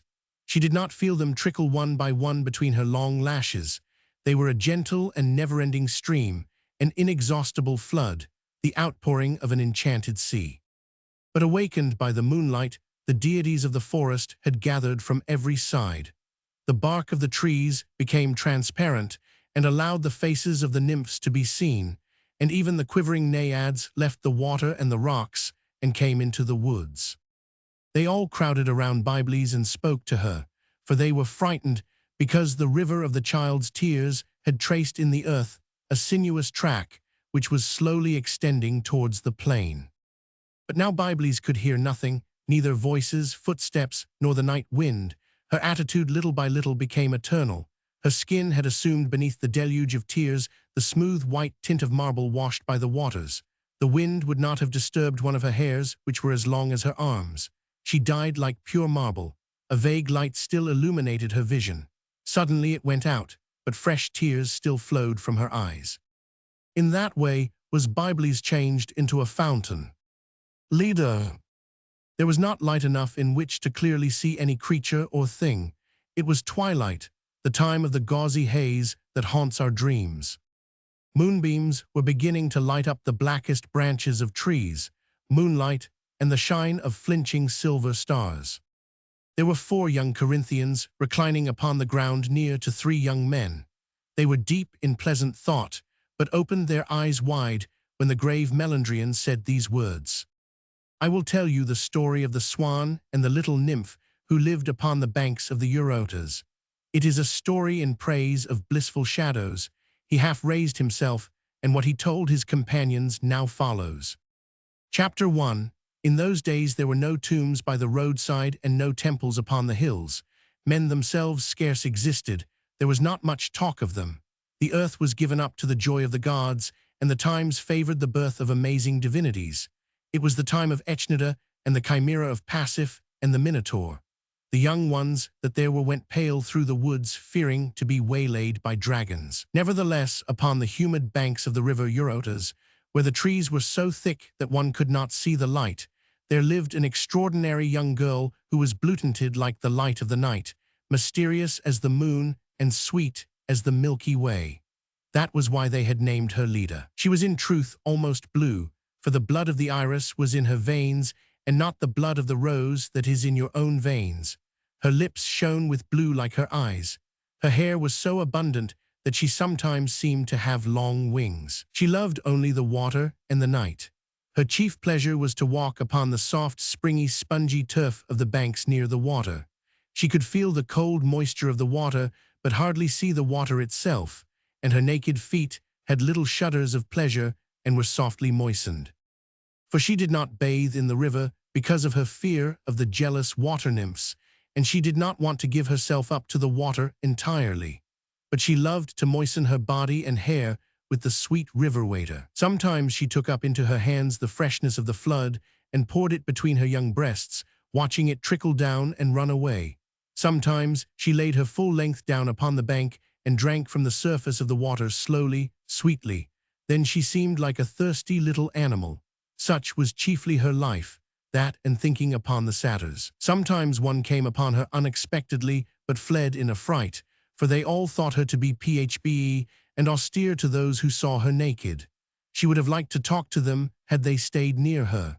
Their appearance filled her with astonishment. One night when she had gone for a short walk in the forest, because it had been raining and the ground was like a torrent, she approached one of these half-divine creatures as he slept and gazed upon him. But she too, in her turn, became horrified and quickly retraced her steps. Since that time, she occasionally thought of the incident and was disturbed about things she did not understand. She began to gaze at herself and found herself mysterious. It was the time when she became sentimental and spent much time in weeping. When the nights were clear, she gazed at her reflection in the water. Once the thought came to her that it would be better for her to plait her hair like a serpent and so display the nape of her neck, which the touch of her hand told her was beautiful. She chose a jewel for her hair and made herself a garland of the leaves of water lilies and their blossoms. At first she took pleasure in walking like this, but as she was alone, there was none to gaze at her. Then she became unhappy and ceased to be amused. Now her spirit did not know itself, but her body awaited the beating of the swan's wings. Chapter 2. One evening, as she was hardly awake and thought of continuing her dream, because a long streak of yellow daylight still flowed behind the darkness of the forest, her attention was attracted by the sound of the reeds near her, and she saw the apparition of a swan. The beautiful bird was as white as a woman, splendid as the light and gleaming like a cloud. It seemed to be like a midday sky, its form and its winged spirit. That is why it was called des Yeux. Leda knew it to be looking at her as it flew and walked in turn. It circled around the nymph at a distance and looked sidelong at her. Even when it was almost touching her, it still continued to approach, and rising on its red feet, it stretched its graceful and undulating neck as high as possible before her young thighs. Leda's astonished hands carefully grasped its little head and caressed it. The bird fluttered all its feathers. With its soft and feathery wings, it gripped her naked legs and bent them. Leda let herself fall upon the ground. She covered her face with her two hands. She experienced neither fear nor shame, but inexpressible joy and a beating of the heart which made her breasts tremble. She did not realize or understand what was about to happen. She did not even understand why she was happy. She felt along her arms the supple neck of the swan. Why had it come? What had she done that it should come to her? Why had it not flown away like the other swans on the river or fled like the satyrs into the forest? From her earliest recollection, she had always lived alone. For that reason, her ideas were very limited, and the events of that night were so disconcerting. This swan she had neither called nor seen, for she was asleep. It had come. She neither dared to look nor move lest it should fly away. She felt upon her flushed cheeks the freshness of the beating of its wings. Soon it seemed to recoil, and its caresses changed. She felt between her cool knees the warmth of the bird's body. She uttered a long sigh of bounteous delight, let fall backward with closed eyes her fevered head, and plucked the grass with convulsive fingers. Then for a long while she remained motionless. At her first gesture, her hand met the swan's beak. She sat up and saw the reflection of the great bird in the river. She wished to rise, but the bird prevented her.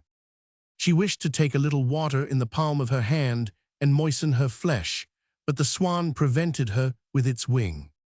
She clasped the bird in her arms and covered its thick feathers with kisses, making it set them up with her embraces. Then she stretched herself upon the riverbank and fell into a deep sleep. The next morning at daybreak, a new sensation awakened her with a start. Something seemed to become detached from her body. A large blue egg rolled in front of her and shone like a sapphire. She wanted to take it and play with it, or else cook it in the warm ashes as she had seen the satyrs do, but the swan picked it up in its beak and placed it under a tuft of overhanging reeds. It stretched out its wings over the egg with its gaze fixed upon Leda, and then with a movement of the wings slowly soared straight up into the sky to disappear in the growing daylight with the last white star. Chapter 3.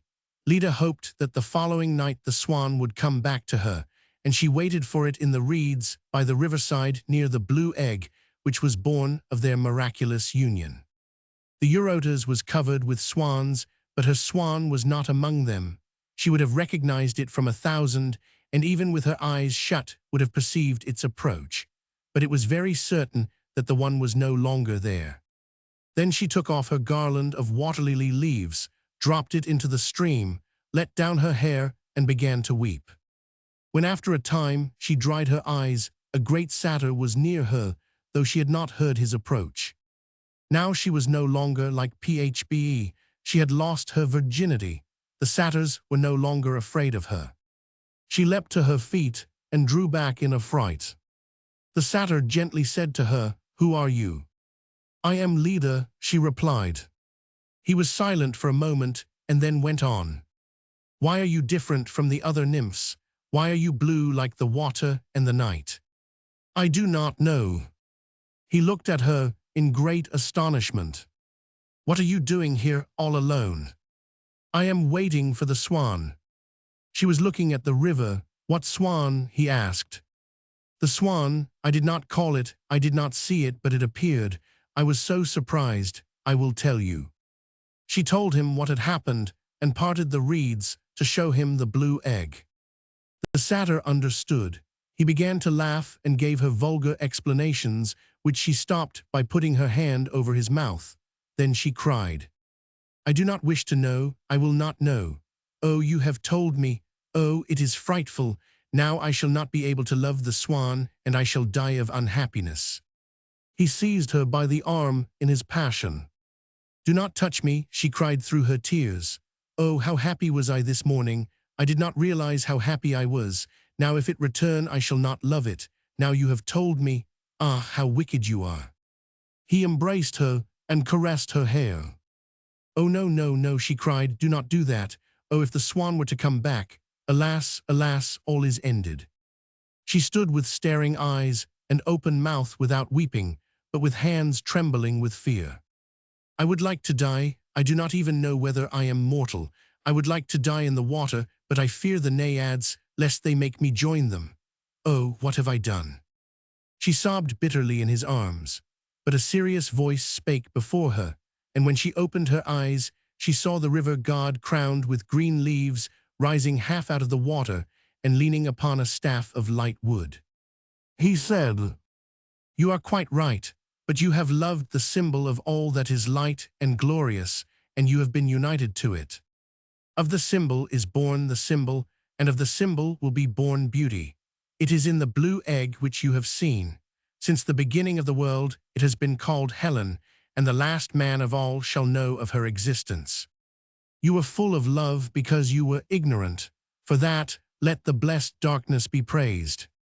But you are a woman, too, and bear in you the obscure being who would be simply himself, whose father has not foreseen him, and whose son does not know him. I will take the germ in my waters. It shall remain in obscurity. You are full of hatred because you learned the truth. I will make you forget it. For that, let the blessed darkness be praised." She did not understand what the god had said, but she thanked him with tears. She entered the bed of the river to purify herself from the satyr, and when she returned to the bank, she had lost every remembrance of her sorrow and her joy. Melandrian spake no more. The women were all silent, but Rhea asked, "What of Caftor and Polydeuces? You have told us nothing of them. They were the brothers of Helen." "No, that is not true. They are not interesting. Helen alone was a child of the swan." "Why, too, do you say that the swan wounded her with its beak? That is not in the legend, nor is it likely. Then why do you say that Leda was blue like water in the night? You have a reason for saying it. Did you not hear the words of the river? Symbols must never be explained. They must not be understood. Have faith. Ah, do not doubt. The maker of the symbol has concealed a truth in it, but he need not explain it, or what would be the use of the reader of symbols? One must not tear aside ceremonies, for they only conceal the invisible. We know that in these trees adorable nymphs are enclosed, and yet when the woodcutter fells the trees they are dead. We know that behind us are dancing satyrs and divine nakedness, but we need not turn round, for if we do all will have disappeared. The undulating reflection of the springs is actually the naiad. The buck standing in the midst of the does is the reality of the satyr. One or other of you all is Aphrodite in reality, but we must not know it, we must not seek to find it out. Such is the condition of love and joy. Praise be to the blessed darkness for it. Immortal love. From Aphrodite. Chapter 1. The Gardens of the Goddess. The temple of Aphrodite Astarte stood outside the gates of the city in an immense domain full of flowers and shadows, where the waters of the Nile flowed through 7 aqueducts and maintained at all seasons a state of wonderful fertility. This forest of flowers on the seashore, these deep streams, these lakes and shady meadows had been created in the desert by Ptolemy I. Since that time, the sycamores planted by his orders had become giants. Through the fertilizing influence of the waters, the lawns had grown into meadows. The ponds had become enlarged into lakes. Nature had turned a park into a country. The gardens were more than a valley, more than a country, more than a land. They were a complete world enclosed within walls of stone and ruled by a goddess who was the soul and center of this universe. All around this domain arose a circular terrace.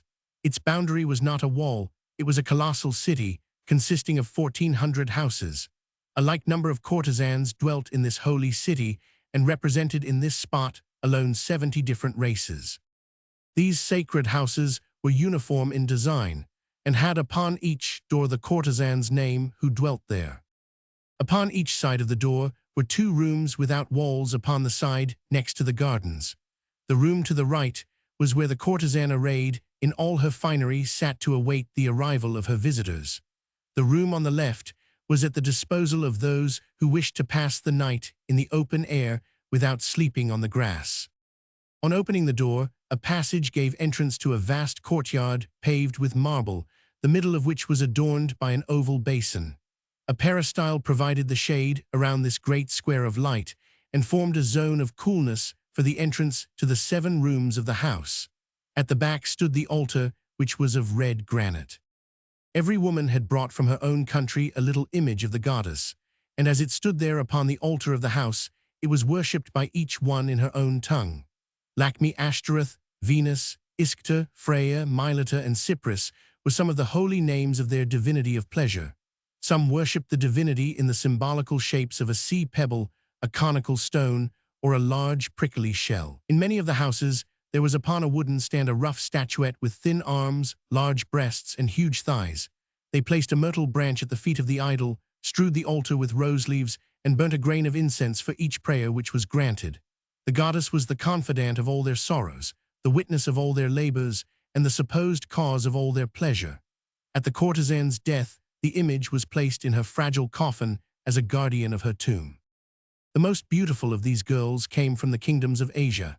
Every year vessels bearing to Alexandria gifts from tributaries or allies landed besides their cargoes 100 virgins chosen by the priests for the service of the sacred garden. They came from Mysia, Crete, Phrygia, Babylon, and the banks of the Ganges, and there were also Jewesses among them. Some were fair of skin, with impassive faces and inflexible breasts. Others were dark as the earth after rain, and had gold rings through their noses and dark hair hanging down upon their shoulders. Some came from still more distant lands. They were slender, quiet little creatures, whose language no one understood, and who looked like yellow monkeys. Their eyes were long, and their straight black hair was grotesquely arranged. These girls spent the whole of their lives like lost and frightened animals. They knew the gestures of love, but declined to kiss upon the mouth.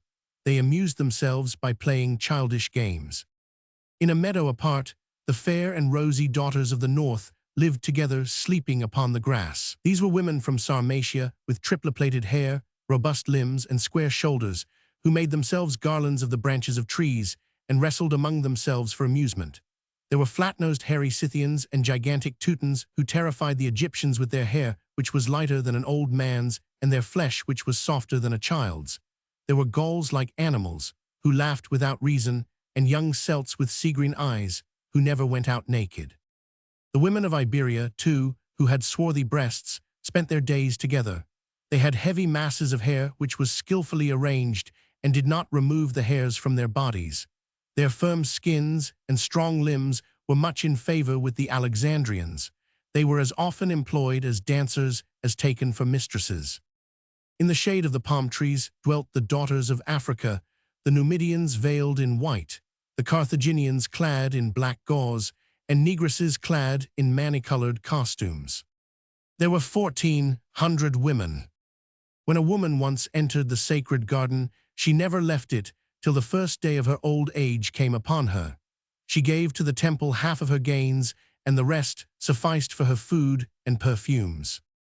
They were not slaves, and each one really possessed one of the terrace houses, but all were not equally favored, and the more fortunate often purchased houses near their own, which the owners sold to save themselves from growing thin through starvation. The latter then removed the image of their divinity into the park and found an altar consisting of a flat stone, near which they took up their abode. The poor people knew this and sought out the women who slept in the open air near their altars, but sometimes they were neglected even by the poor, and then the unfortunate girls united in their misery, two and two, in a passionate friendship which became almost conjugal love, and shared their misfortunes. Those without friends offered themselves as slaves to their more fortunate companions. They were forbidden to have in their service more than 12 of these poor girls, but these poor courtesans are mentioned as having the maximum number, which was composed of a selection from many races. If a courtesan bore a son, the child was taken into the precincts of the temple for the service of her divinity. When a daughter was born, she was consecrated to the service of the goddess. The first day of her life, her symbolical marriage with the son of Dionysius was celebrated. Later she entered the didascalion, a great school situated behind the temple, where little girls learned in 7 classes the theory and method of all the erotic arts: the glance, the embrace, the movements of the body, caresses, and the secrets of the kiss. The pupil chose the day of her first experience because desire is a command from the goddess which must not be disobeyed. On that day she received a house on the terrace, and some of these children, though not yet nubile, were the most popular of all. The interior of the didascalion, the 7 classes, the little theatre, and the peristyle of the court were ornamented with 92 frescoes, which comprised the teaching of love. They were the lifework of a man, Cleochares of Alexandria, the natural son and disciple of Apelles, who had furnished them on his deathbed. Lately Queen Berenice, who was greatly interested in this famous school and had sent her little sisters there, had ordered from Demetrios a series of marble groups to complete the decoration, but only one of them had yet been placed in position in the infants' school. At the end of every year, in the presence of all the famous courtesans, a great gathering took place, at which there was extraordinary emulation among the women to win the 12 prizes offered, for they consisted of the entry into the coquettish, the greatest honor of which they ever dreamed. This last monument was wrapped in such mystery that today it is not possible to give a detailed description of it. We only know that it was in the shape of a triangle, the base of which was a temple to the goddess Conchita, in whose name frightful, unheard-of debauchery was committed. The 2 other sides of the monument consisted of 18 houses. 36 courtesans dwelt there and were much sought after by wealthy lovers. They were the Baps of Alexandria. Once every month, on the night of the full moon, they met within the temple, maddened by aphrodisiacs. The oldest of the 36 had to take a fatal dose of the terrible erotogenous drug. The certainty of her immediate death made her try without fear all the dangerous pleasures from which the living recoil. Her body, which soon became covered with sweat, was the center and model of the whirling orgy.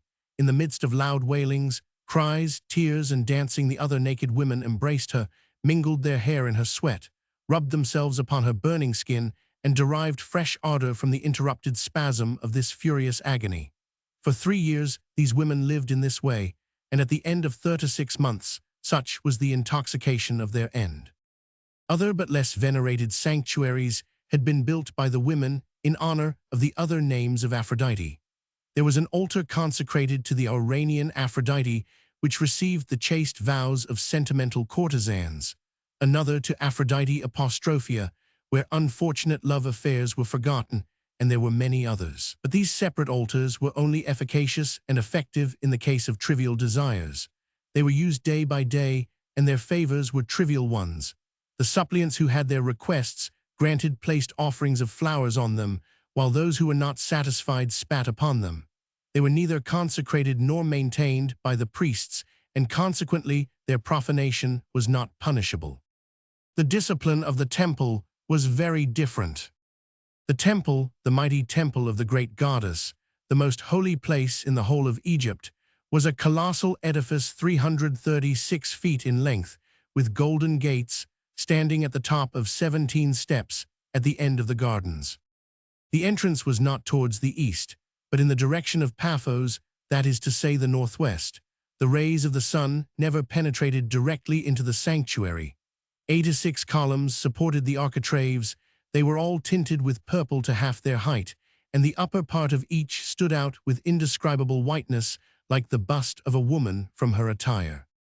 Within were placed sculptured groups representing many famous scenes: Europa and the bull, Leda and the swan, the siren and the dying Glaucos, the god Pan and a hamadryad. And at the end of the frieze, the sculptor was depicted modeling the goddess Aphrodite herself. Chapter 2. Milita and Melita. Purify yourself, stranger. I shall enter pure, Demetrios said. With the end of her hair dipped in the holy water, the young guardian of the gate moistened first his eyes, then his lips, and then his fingers, so that his look, the kiss from his mouth, and the caress of his hands were all sanctified. Then he advanced into the wood of Aphrodite. Through the darkening branches, he saw the sun set a dark purple which did not dazzle the eyes. It was the evening of the day when his meeting with Chryses had disturbed his life. That day he had seen a beautiful woman upon the jetty and addressed himself to her.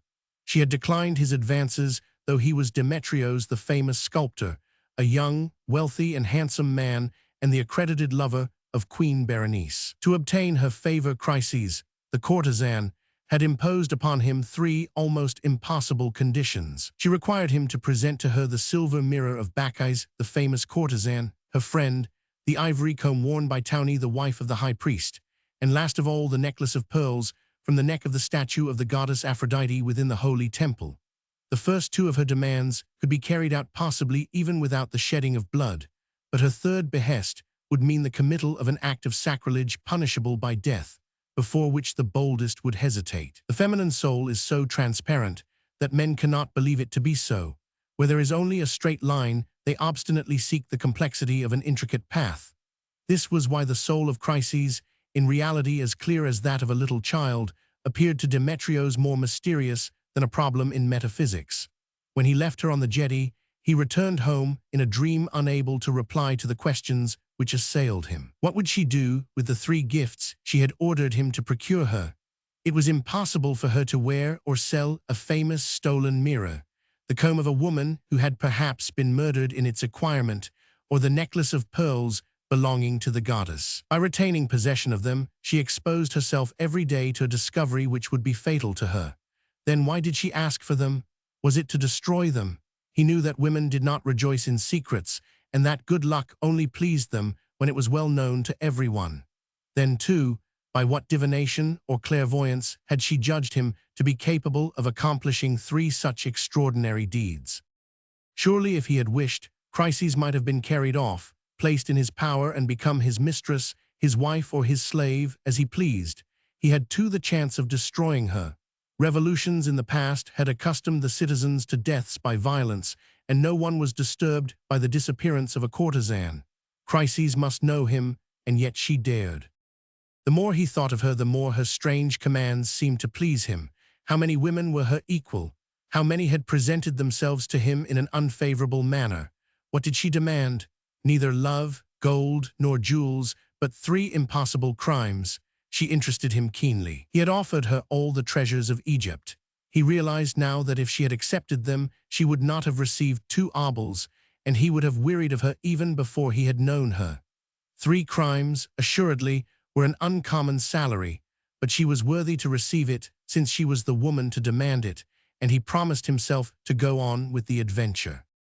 To give himself no time to repent of his resolutions, that very day he went to the house of Bacchus, found it empty, took the silver mirror, and fled into the gardens. Must he at once go to the second victim of Chryses? Demetrios did not think so.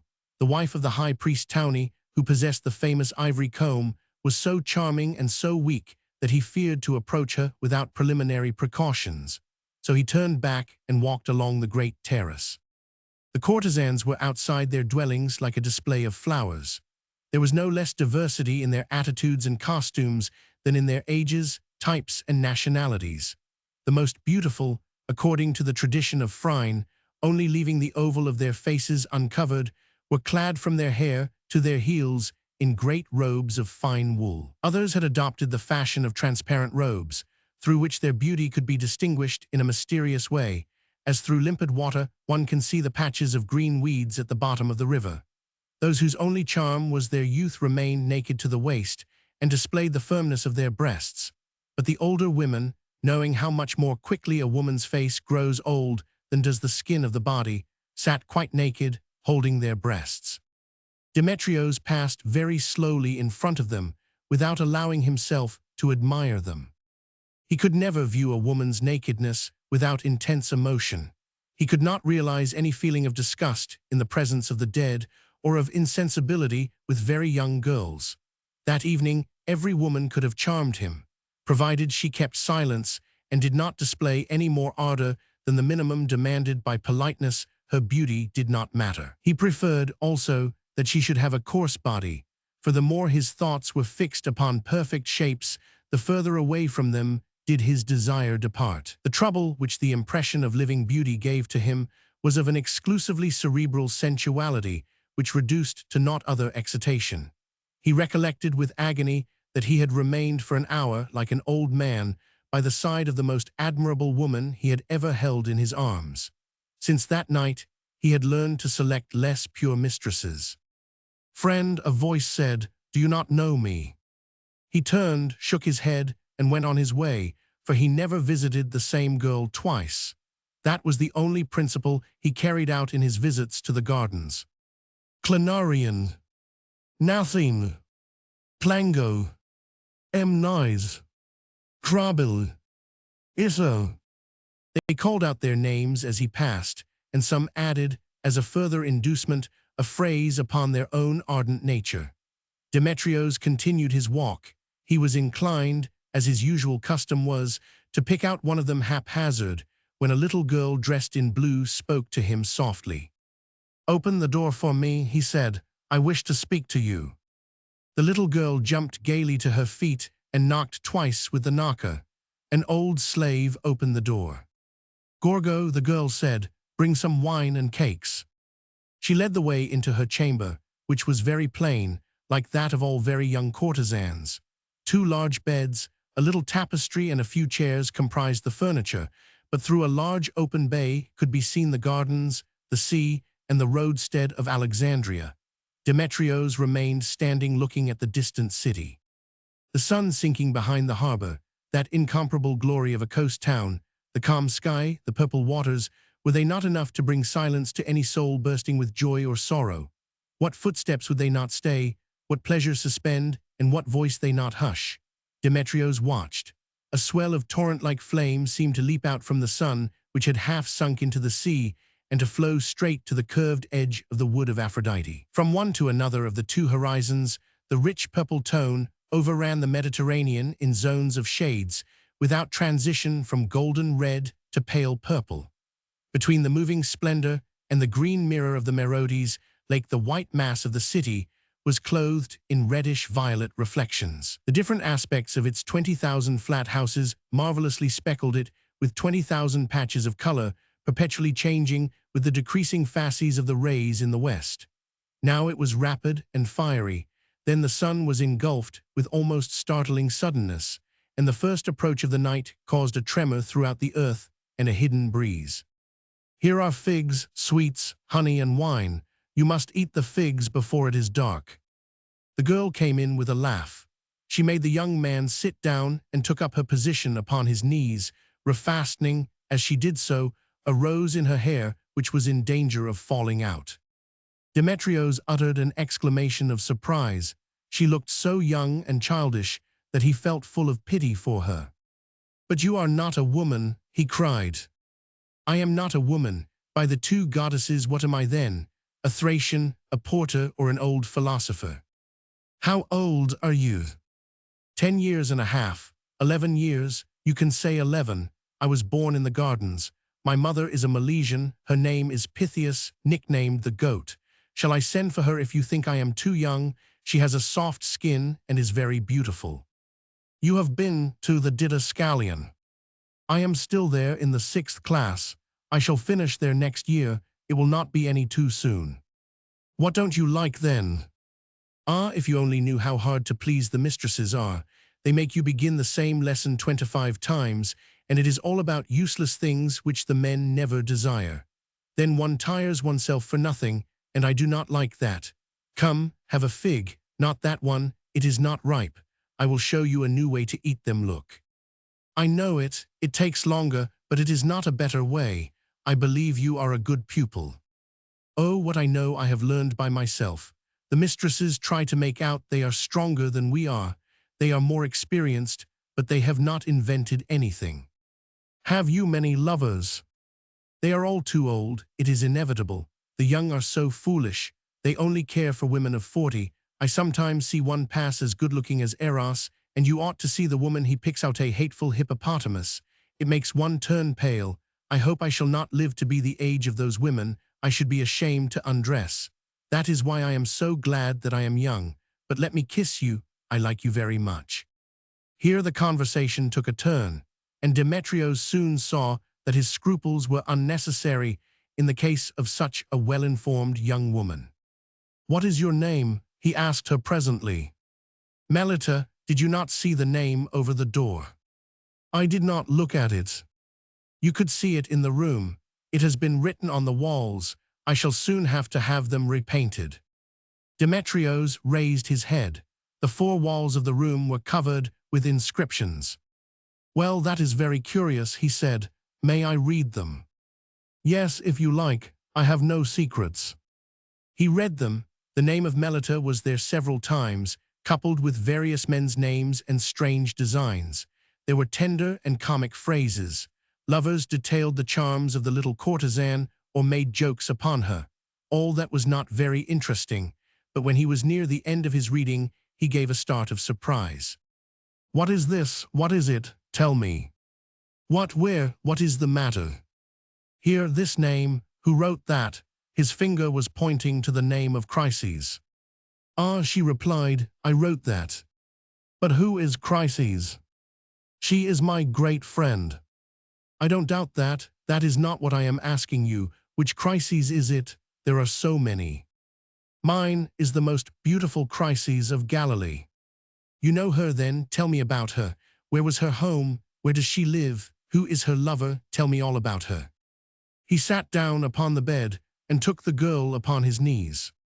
Are you in love with her? She said. What does it matter? Tell me what you know about her. I am anxious to hear. Oh, I know nothing at all about her, very little indeed. She has been twice to see me, and you can imagine that I did not ask her questions about her relations. I was too pleased to see her to waste time in idle conversation. What is she like? She is like a pretty girl. What do you want me to say? Must I name all the parts of her body and say that they are all beautiful?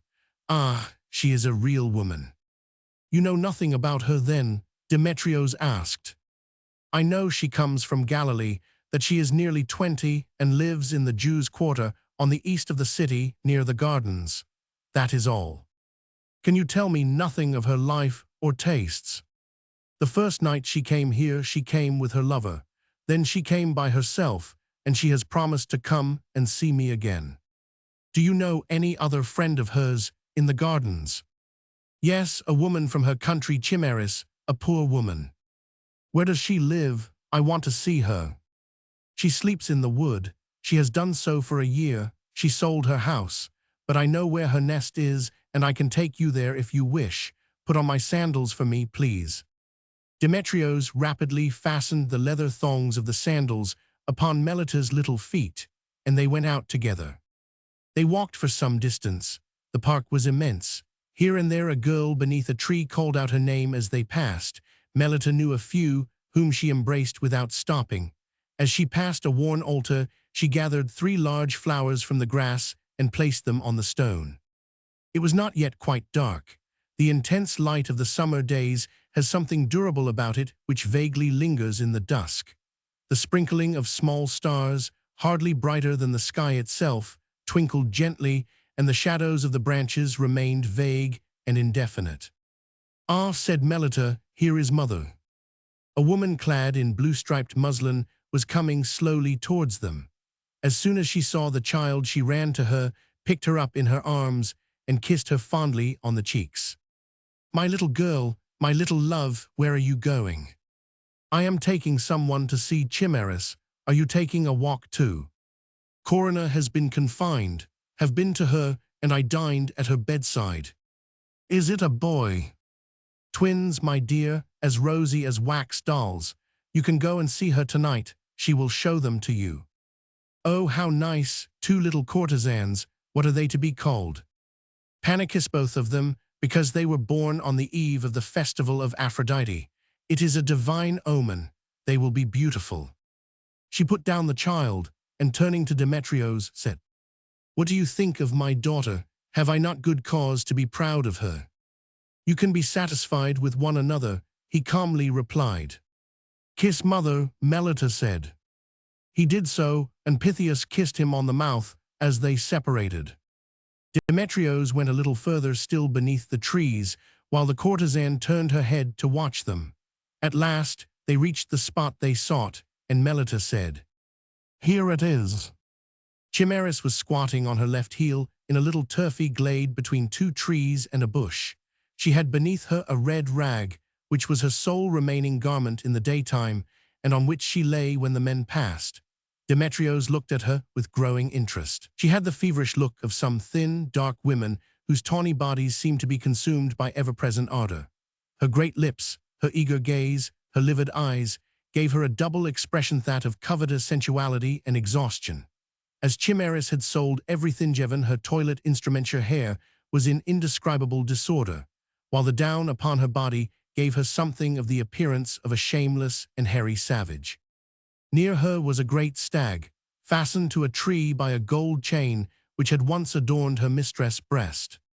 "Chimeras," Melita said, "get up. Someone wants to speak to you." The Jewess looked, but did not move. Demetrios approached. "Do you know Chryses?" he asked. "Yes." "Do you see her often?" "Yes." "Can you tell me about her?" "No." "Why not? Can't you do so?" "No." Melita was surprised.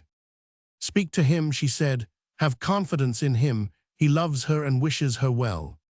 "I can clearly see that he loves her," Chimeras replied. "If he loves her, he wishes her 99. If he loves her, I will not speak." Demetrios trembled with anger, but did not speak. "Give me your hand," the Jewess said to him. "I will see whether I am mistaken." She took the young man's left hand and turned towards the moonlight. Melita leant over to watch, although she did not know how to read the mysterious lines, but their fatality attracted her. "What do you see?" Demetrios asked. "I see. May I tell you what I see? Shall you be pleased? Will you believe me? First of all, I see happiness, but that is in the past. I see love too, but that is lost in blood. Mine. The blood of a woman, then the blood of another woman, and then, a little later, your own." Demetrios shrugged his shoulders. Melita uttered a cry. "She is frightened," Chimeras went on, "but this concerns neither her nor me. Events must come to pass, since we cannot prevent them. From before your birth your destiny was certain. Go away, I shall say no more." She let his hand drop. Chapter 3. Immortal Love and Mortal Death. A woman's blood, afterwards the blood of another woman, afterwards thine, but a little later.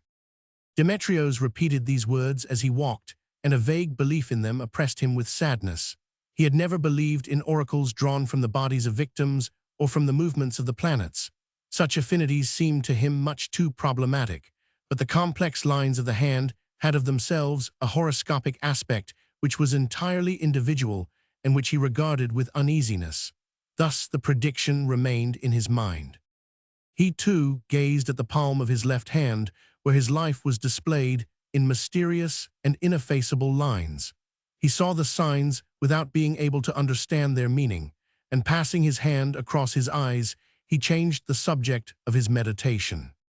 Chryses, Chryses, Chryses. The name beat in him like a fever. To satisfy her, to conquer her, to enclose her in his arms, to flee away with her to Syria, Greece, Rome, or elsewhere, any place, in fact, where he had no mistresses and she no lovers. That was what he had to do, and to do at once. Of the 3 presents she had demanded, 1 was already obtained. 2 others remained to be procured, the comb and the necklace. First the comb, he thought. He hastened his steps. Every evening after sunset, the wife of the high priest sat with her back to the forest upon a marble seat from which a view of the sea could be obtained, and Demetrios was aware of this. For Townie, like many others, had been enamored of him, and once she had told him that the day he desired her, he could take her.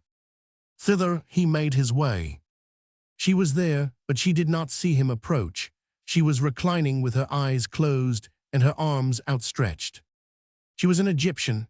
Her name was Townie. She wore a thin tunic of bright purple without clasps or girdle, and with no other embroidery than 2 black stars upon her breasts. The thin stuff reached down to her knees, and her little round feet were shod with shoes of blue leather. Her skin was very swarthy, her lips were very thick, her fragile and supple waist seemed bowed down by the weight of her full breast. She was sleeping with open lips and quietly dreaming. Demetrios took his seat in silence by her side. He gradually drew nearer to her.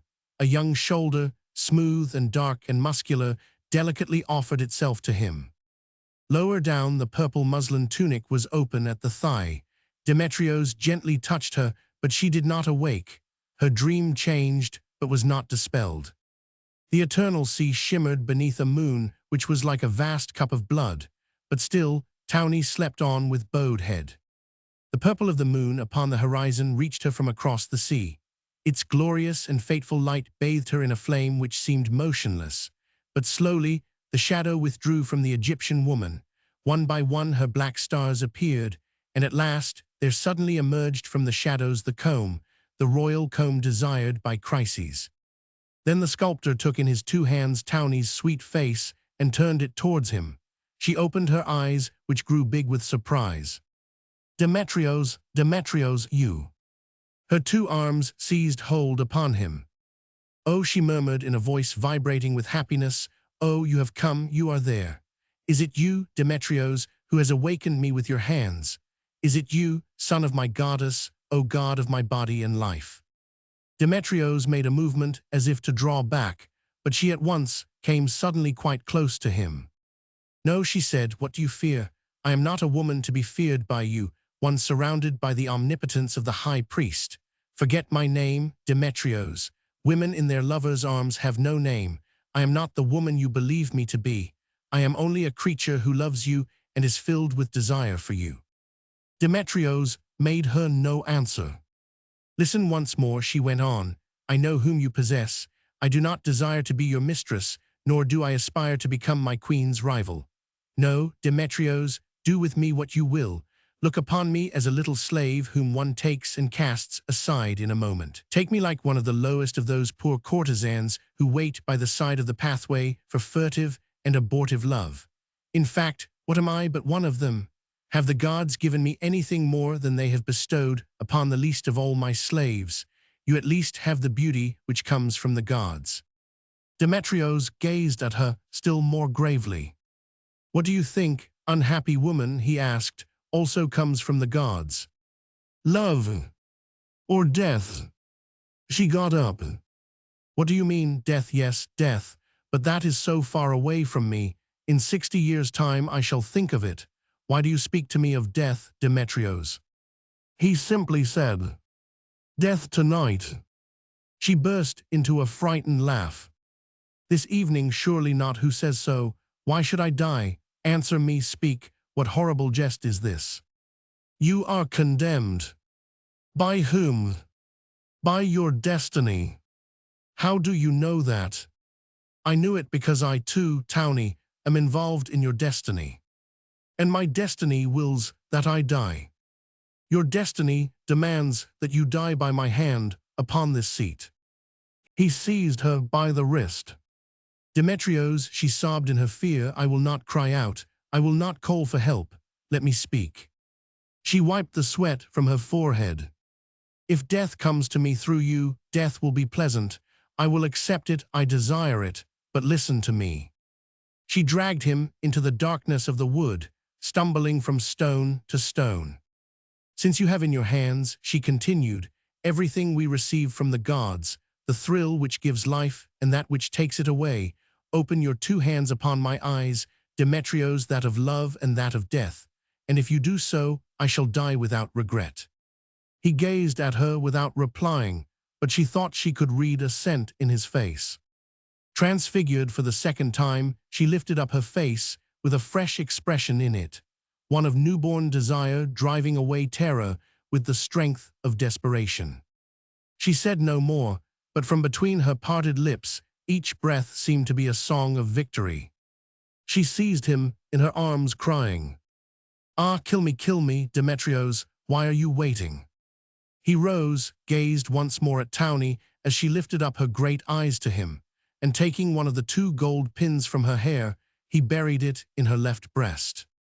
Chapter 4. Aphrodite's Pearls. Yet this woman would have given him her comb and even her hair for love of him. It was simply a scruple which had prevented him asking her for it. Chryses had very clearly desired a crime and not the ancient ornament from a young woman's hair. That was the reason he believed it his duty to take part in the shedding of blood.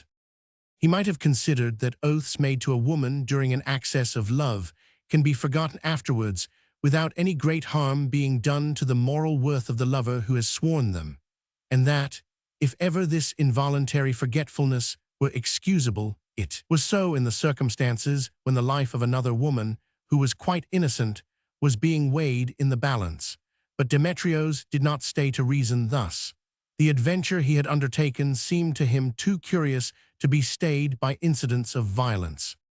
So after cutting off Townie's hair and concealing the ivory comb in his clothing, he without further reflection undertook the third of the tasks ordered by Chryses, the taking of the necklace of Aphrodite. There was no question of entering the temple by the great door. The 12 hermaphrodites who kept the door would no doubt have allowed Demetrios to enter, in spite of the order which refused admission to the unsanctified in the priest's absence. But what was the use of thus simply establishing his guilt for the future, when there was a secret entry leading to the sanctuary? Demetrios wended his way to a lonely part of the wood where the necropolis of the high priests of the goddess was situated. He counted the tombs, opened the door of the seventh, and closed it behind him. With great difficulty, for the stone was heavy, he raised a slab within the tomb which disclosed a marble staircase, and descended it step by step. He knew that it was possible to take 60 steps in a straight line, and then it was necessary to advance by feeling the wall to save falling down the subterranean staircase of the temple. The coolness of this deep passage gradually calmed him. In a few minutes he reached the end of it, ascended steps, and opened the door. The night was clear in the open, but black in the holy place. When he had cautiously closed the heavy door, he felt himself to be trembling as if he had been gripped by the coldness of the stones. He dared not lift his eyes. The black silence terrified him. The darkness seemed to him alive with the unknown. He put his hand to his brow like a man who did not desire to awaken lest he might find himself alive. At last, he had the courage to look. In a gleam of bright moonlight, the goddess was visible upon a pedestal of red stone loaded with hanging treasures. She was naked and tenderly tinted like a woman. In one hand she held her mirror, and with the other she was adorning her beauty with a necklace of 7 rows of pearls. A pearl, larger than the rest, long and silvery, gleamed at her breast like a crescent. These were the actual holy pearls. Demetrios was lost in ineffable adoration. He believed in truth that Aphrodite herself was there. He could no longer recognize his own work, so deep was the abyss between that which it used to be and had become. He extended his arms and murmured the mysterious words by which the goddess is addressed in the Phrygian ceremonies. Supernatural, luminous, immaculate, nude, and pure, the vision seemed to hover over the stone pedestal, softly palpitating. He fixed his eyes upon it, though he feared that the caress of his gaze would make this feeble hallucination vanish in the air. He advanced slowly and touched with his finger the rosy toe as if to assure himself of the existence of the statue, and being incapable of stopping, so great was its attraction for him, he mounted and stood by its side, placing his hands upon the white shoulders and looking into the eyes. He trembled, he faltered, and began to laugh with joy. His hands wandered over the bare arms, and he clasped the cold, hard waist with all his strength. He gazed at himself in the mirror, grasped the necklace of pearls, took it off, made it gleam in the moonlight, and then fearfully replaced it. He kissed the hand, the round neck, the undulating throat, and the half-open marble mouth. Then he withdrew to the edge of the pedestal and gazed tenderly at the lovely bowed head. The hair of the statue had been arranged in the oriental fashion and lightly veiled the forehead. The half-shut eyes were prolonged in a smile. The lips were separated as if vanquished by a kiss. He silently replaced the 7 rows of round pearls upon the glorious breast and descended to gaze upon the idol from a greater distance. Then he seemed to awaken. He remembered his errand, which he had up to then failed to accomplish, and realized how monstrous a project it was. He felt his blood burn to the temples. The memory of crises came to him like a common apparition. He enumerated everything which was at all doubtful in the courtesan's beauty, her full lips, her disheveled hair, and her careless walk. He had forgotten what her hands were like, but he imagined them to be large in order to add an odious detail to the picture which he was attempting to reject. His state of mind was like that of a man who had been surprised at dawn by his dear mistress in the arms of a common girl, and could offer no explanation to himself as to why he allowed himself the previous evening to be tempted. He could find no excuse for himself, nor even a serious reason. Evidently during the day he had suffered from a fit of passing madness, a physical trouble, a malady. He felt himself to be cured, but still intoxicated with stupefaction. To complete the recovery of his senses, he leant against the temple wall and stood for a long time before the statue. The moonlight continued to shine through the square opening in the roof. Aphrodite shone resplendent, and as the eyes of the statue were in the shadow, he tried to catch their expression. He spent the whole night like this.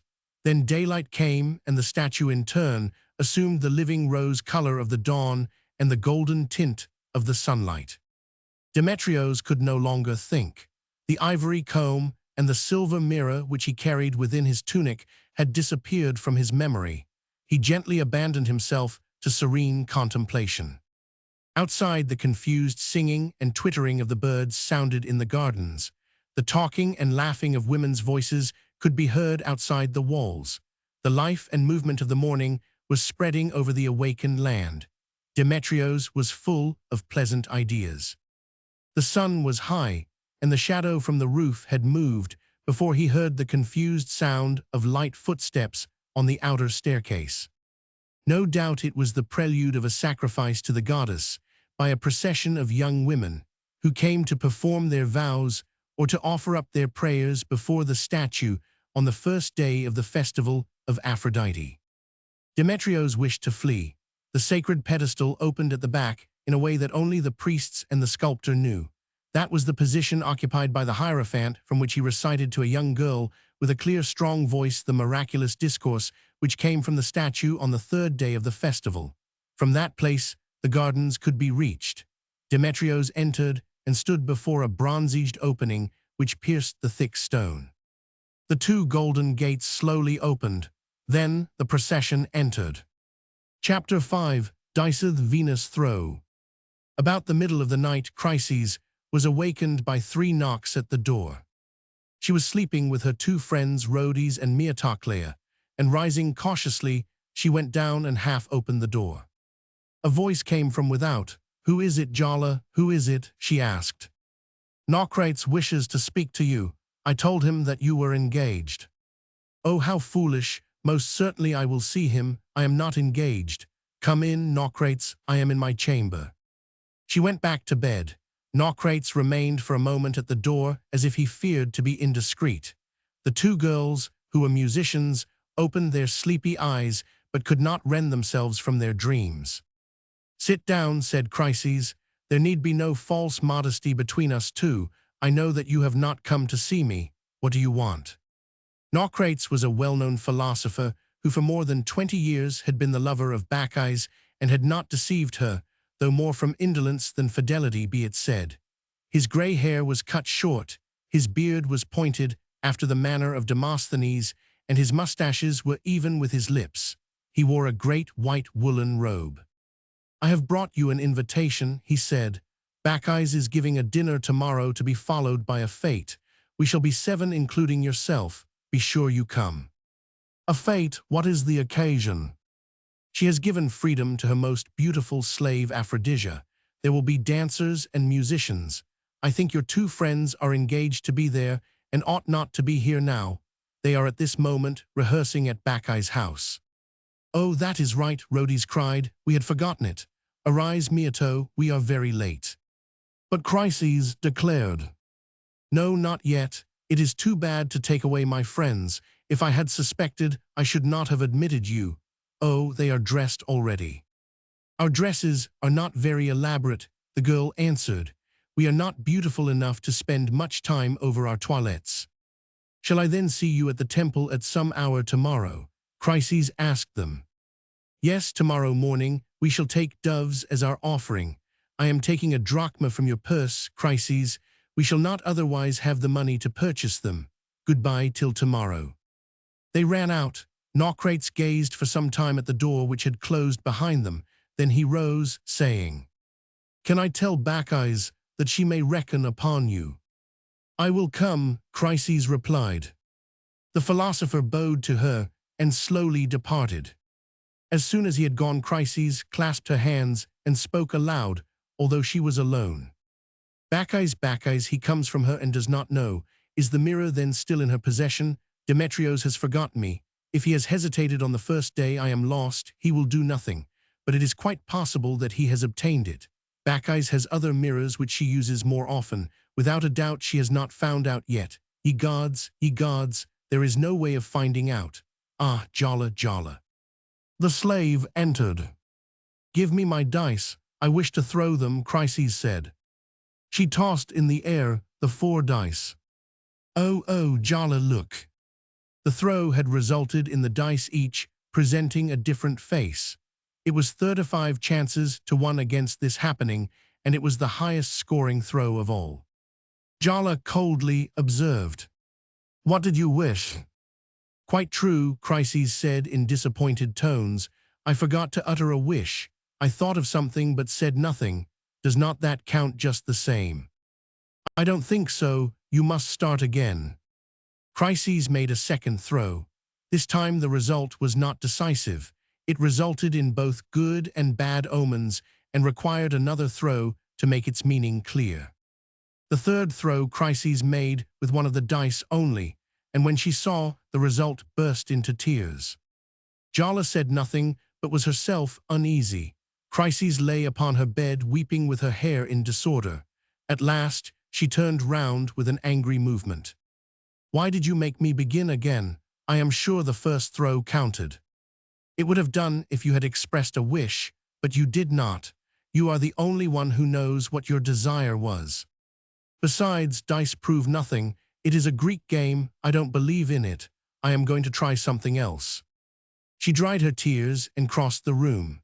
She took from the table a box of white counters, selected 22 of them, and then, with the point of a pearl hook, scratched one after the other the letters of the Hebrew alphabet upon them. "I rely upon this. It never deceives one," she said.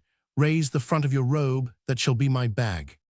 She threw the 22 counters into the slave's tunic, repeating in her mind, "Shall I wear Aphrodite's necklace? Shall I wear Aphrodite's necklace? Shall I wear Aphrodite's necklace?" She drew out the 10th arcanum, which clearly meant, "Yes." Chapter 6. The Rose of Chryses the Lovely. It was a white, blue, yellow, red, and green procession. 30 courtesans advanced carrying baskets of flowers, snow-white doves with red feet, veils of the most fragile azure, and valuable ornaments.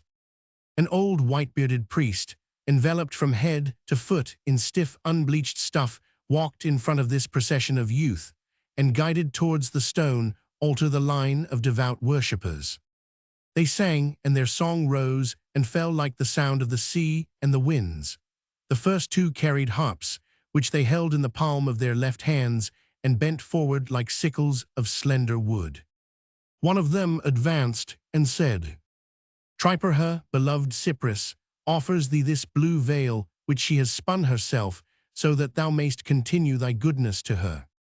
Another said, Mauserin lays at the feet of the goddess of the beautiful crown these garlands and bouquets of flowers. She has worn them at the fete, and has invoked thy name in the intoxication of their perfumes. O conqueror, receive these spoils of love. Another one said, As an offering to thee, golden cither, Timo consecrates this sinuous bracelet. Mayst thou entwine thy vengeance around the throat of the one thou knowest, as this silver serpent entwined itself about these naked arms. Miatoclea and Rhodes advanced hand in hand. Here are 2 doves from Smyrna, with wings as white as caresses and feet as red as kisses.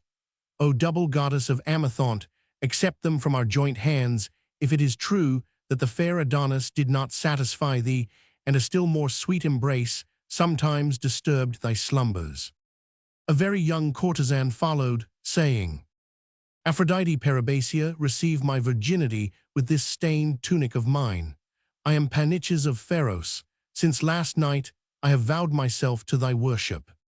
Another said, Dorothea begs thee, charitable Epistrophia, to banish from her mind the desire placed there by Eros, or at least to inflame for her the eyes of the lover who refuses her.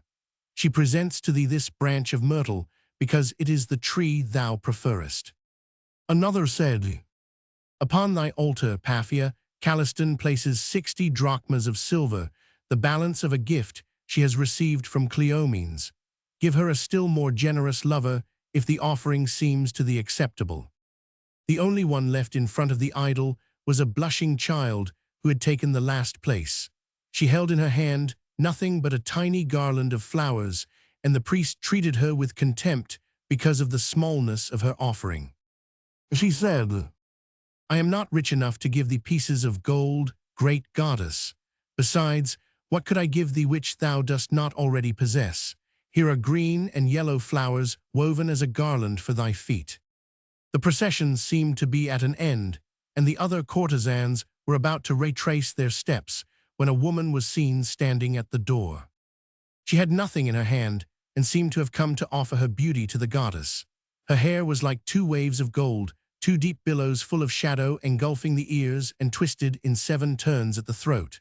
Her nose was fine, with expressive and palpitating nostrils, and beneath it was a full and coral-colored mouth with rounded mobile corners to it.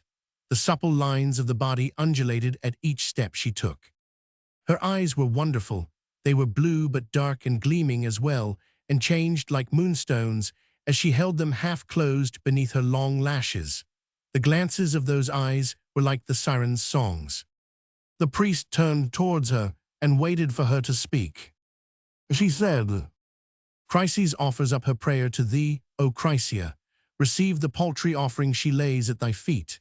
Hear and aid, love and solace her who lives according to thy pattern and for the worship of thy name. She extended her hands, golden with rings, and bowed her knees before the goddess. The vague chant recommenced. The sound of the harps ascended towards the statue with the smoke of the incense which the priest was burning in a swinging censer. She slowly rose and presented a bronze mirror which had been hanging at her girdle. To thee, she said, Astarte, goddess of the night, who minglest hands and lips, and whose symbol is like unto the footprint of the hinds upon the earth of Syria, Chryses consecrates her mirror. It has seen the eyes and the gleam of love in them, the hair clinging to the temples after the rites of thy ceremonial, O thou warrior with relentless hands, thou mingler of bodies and mouths. The priest placed the mirror at the foot of the statue. Chryses drew from her golden hair a long comb of red copper, the sacred metal of the goddess. To thee, she said, Anadyomene, who wast born of the blood-hued dawn and the foaming smile of the sea, to thee, whose nakedness is like the gleam of pearls, who fastenest thy moist hair with ribbons of seaweed, Chryses dedicates her comb. It has been plunged in her hair, disordered by movements in thy name. She handed the comb to the old man and leant her head to the right to take off her emerald necklace. To thee, she said, O Hetera, who wipest away the blushes of shame-faced virgins and teaches them the immodest laugh, to thee, for whom we barter our love, Chryses dedicates her necklace. She received it from a man whose name she does not know, and each emerald represents a kiss where thou hast dwelt for a moment. She bowed herself once again, and for a longer space, as she placed the necklace in the priest's hands, and took a step as if to depart. But the priest detained her. "What do you ask from the goddess in return for these precious offerings?" She smiled and shook her head, saying, "I ask for nothing." Then she walked along the row of women, took a rose from a basket, and raised it to her lips as she went out. One by one, all the women followed her, and the door closed upon an empty temple. Demetrios had remained alone, concealed in the bronze pedestal. He had not lost a gesture or a word of the whole of this scene, and when it was ended, he remained for a long while without moving, being once again in a state of torment, passion, and irresolution. He had believed himself cured of the madness of the previous night, and thought that nothing could ever again hurl him into this shadow of the unknown. But he had reckoned without the woman. Women, women, if you desire to be loved, show yourself, return, be ever present. The emotion he had felt at the entrance of the courtesan was so overwhelming and complete that there could be no thought of opposing it by an effort of the will. Demetrios was bound like a barbarian slave to the conqueror's chariot. The thought that he had freed himself was a delusion. Without knowing it, and quite naturally, she had placed her hand upon him. He had seen her approach, for she wore the same yellow robe she had done when he met her on the jetty. She walked with slow and graceful steps, with undulating motion of the hips. She had come straight towards him, as if she guessed he were concealed behind the stone. From the first, he realized that he had again fallen at her feet. When she took from her girdle the mirror of shining bronze, she gazed at herself in it for a time before handing it to the priest, and the splendor of her eyes became dazzling. When to take her copper comb, she put her hand to her hair and lifted her bent arm. The beautiful lines of her body were displayed beneath her robe, and the sunlight glistened upon the tiny beads of perspiration on her skin. When last of all, to unfasten and take off her necklace of heavy emeralds, she put aside the thick silk which shielded her breast and left but a little space full of shadow with just room for the insertion of a bouquet. Demetrios felt himself seized with frenzy. But then she began to speak, and each word of hers was suffering to him. She, a beautiful vase, white as the statue itself, and with gleaming golden hair, seemed to insist upon pleasure. She told of her deeds in the service of the goddess. Even the ease with which her favors were obtainable attracted Demetrios to her. How true it is that a woman is not entirely seductive to her lover unless she gives him ground for jealousy. So, after presenting to the goddess her green necklace in exchange for the one for which she was hoping, when Chryses returned to the city, she took with her a man's will in her mouth, with the little rose the stalk of which she was biting. Demetrios waited till he was alone in the holy place. Then he emerged from his retreat. He looked at the statue in anguish, expecting a struggle within him. But being incapable of renewing, after so short an interval, such violent emotion, he remained wonderfully calm and without any preliminary remorse. He carelessly ascended to the statue, took off the necklace of real pearls from its bowed neck, and concealed it within his raiment. Chapter 7. Queen Berenice. He walked very rapidly in the hope of overtaking Chryses on the road leading to the city, fearing, if he lingered, that he might become cowardly and irresolute once again. The road, white with heat, was so luminous that Demetrios closed his eyes as if he had been in the midday sunlight. In that way, he walked without seeing where he was going, and he had only just escaped colliding with 4 black slaves who were walking in front of a cortege when a little musical voice softly said, "Beloved, how glad I am." He lifted his head. It was Queen Berenice reclining in her litter. She ordered the bearers to stop and stretched out her arms to her lover. Demetrios was much annoyed, but he could not refuse, so he slipped into the litter with a sullen air. Then Queen Berenice was filled with joy and rolled upon her cushions like a playful cat. Now this litter was a room, and 24 slaves carried it.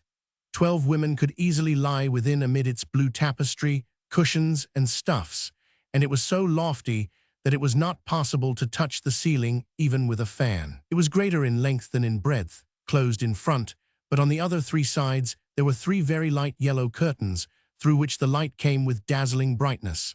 The floor was of cedar wood covered with orange silk. Within it, a lighted lamp struggled with the daylight and its ever-changing shadows.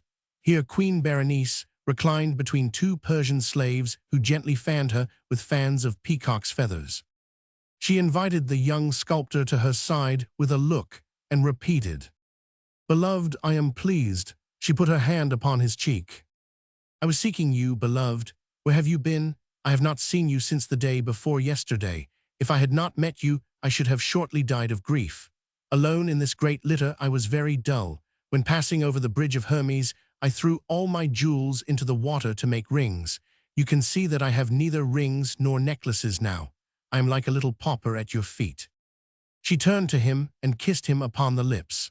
The two fan-bearers withdrew a little further, and when Queen Berenice began to speak in a low voice, they put their fingers in their ears to pretend that they were not listening. But Demetrios did not reply, for he hardly heard her and was quite deranged. He could only see the young queen's smile on her red lips and the black cushion of her hair, which was always loosely arranged to serve as a pillow for her weary head. She said, "Beloved, I have wept during the night. My bed was cold.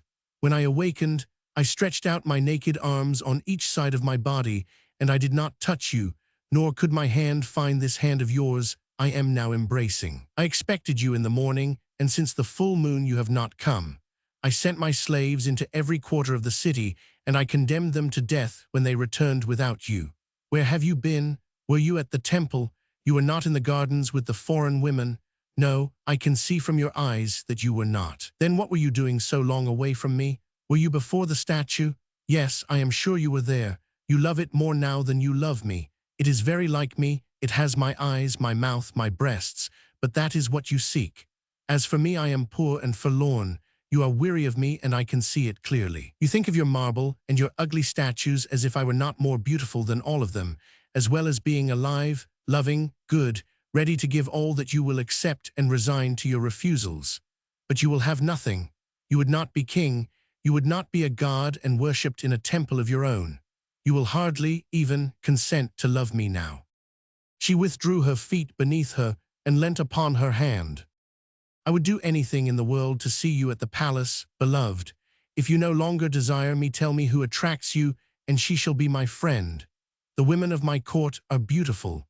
I have 12 who from their birth have been kept in my gynceum and are ignorant that men exist. They shall all be your mistresses if you come and see me after them. Others I have with me who have had more lovers than the sacred courtesans and are expert in love. Say one word. I have 1,000 foreign slaves. Those you desire shall be given to you. I will dress them like myself, in yellow silk, gold, and silver. No, you are the handsomest and coldest of men. You love no one. You lend yourself simply out of charity for those whom your eyes have filled with love. You allow me to obtain my happiness from your presence, but only in the way a beast allows itself to be led, looking elsewhere. You are full of condescension. Ye gods, I shall end by separating from you, young coxcomb whom all the city adores, and no one can make weep. I have others besides women at the palace. I have strong Ethiopians who have chests of bronze and arms knotted with muscles. I shall soon forget you, but the day I am sure that your absence no longer makes me suffer, that I have replaced you, I will send you from the top of the bridge of Hermes to join my necklaces and rings like a jewel I have worn too long. Ah, what it is to be a queen." She raised herself and seemed to be waiting for an answer, but Demetrios still remained impassible and made no more movement than if he had not heard. "Do you not understand?" He nonchalantly leant upon his elbow as he said, in a very unconcerned way, "I have just had an idea for a story. Long ago, before Thrace was conquered by your father's ancestors, it was overrun by wild animals, and a few timid men dwelt there as well. The animals were very fine. There were lions red as the sun, tigers streaked like the evening, and bears black as night. The men were small and flat-nosed, clad in old hairless skins, and armed with big spears and clumsy bows. They hid themselves in mountain caves, behind huge blocks of stone which they moved with the greatest difficulty. Their life was spent in hunting. There was blood in the forests. The land was so mournful that the gods had deserted it. When at the break of day Artemis left Olympus, his path was never towards the north. The wars there never disturbed Ares. The absence of flutes and citharas turned away Apollo from it. The triple Hecate shone there alone like the face of a Medusa upon a petrified land. Now a man came there to dwell, a man of a more fortunate race, who did not walk about clad in skins like the savages in the mountains. He wore a long white robe which trailed behind him a little. Through the beautiful glades of the forest, he loved to wander at night in the moonlight, holding in his hand a little lute with 3 silver strings. When his fingers touched the strings, delightful music came from them, music sweeter than the sound of the springs, or the whispers of the wind in the trees, or the noise of grass shaken by the wind. The first time he began to play, 3 sleeping tigers awakened, and so charmed were they that they did him no injury, but came as near as possible to him while he was playing and afterwards withdrew. The next day still more animals came to listen, wolves, hyenas, and serpents upright upon their tails. After a very short time, the animals themselves came and asked him to play to them. It often happened that a bear came to him alone and went away satisfied with 3 marvelous chords. In return for his kindness, the beasts gave him his food and protected him against men. But he wearied of this fastidious life. He became so sure of his genius and of the pleasure he gave the beasts that he no longer troubled to play well. The animals were always satisfied as long as he played to them. Soon he even refused to give them this pleasure, and through idleness ceased to play to them at all. The whole of the forest was sad, but the morsels of food and tasty fruits did not cease to be brought to the musician's door. They continued to feed him and loved him all the more. After this fashion are the hearts of animals made. Now one day, while he was leaning at his open door and watching the sun sink behind the motionless trees, a lioness passed near him. He made a movement as if to go inside, as if he expected a request which would displease him. The lioness took no notice of him and quietly passed on. Then he asked her in surprise, "Why do you not ask me to play?" She replied that she did not care for it. He said, "Do you not know me?" She replied, "You are Orpheus." He went on, "And you do not desire to hear me?" She repeated, "I do not." "Oh," he cried, "oh, how greatly I am to be pitied. It is to you alone I always wished to play. You are much more beautiful than the others, and you would understand so much better. If you will only listen to me for 1 hour, I will procure for you everything you have ever desired to possess." She replied, "I order you to steal the fresh food belonging to the men of the plains. I command you to assassinate the first one you meet. I command you to steal the victims they have offered to their gods and lay them at my feet." He thanked her for not demanding more and did as she required. For an hour he played to her, but afterwards he broke his lute and lived as if he were dead. The queen sighed. "I never understand allegories. Explain it to me, beloved. What does it mean?" He rose. "I did not tell it for you to understand. I told you a story to calm you a little. Now it is late. Adieu, Berenice." She began to weep. "I was sure of it. I was sure of it." He laid her like a child upon her soft bed of silky stuffs. With a smile placed a kiss upon her tearful eyes, then calmly descended the steps of the great litter.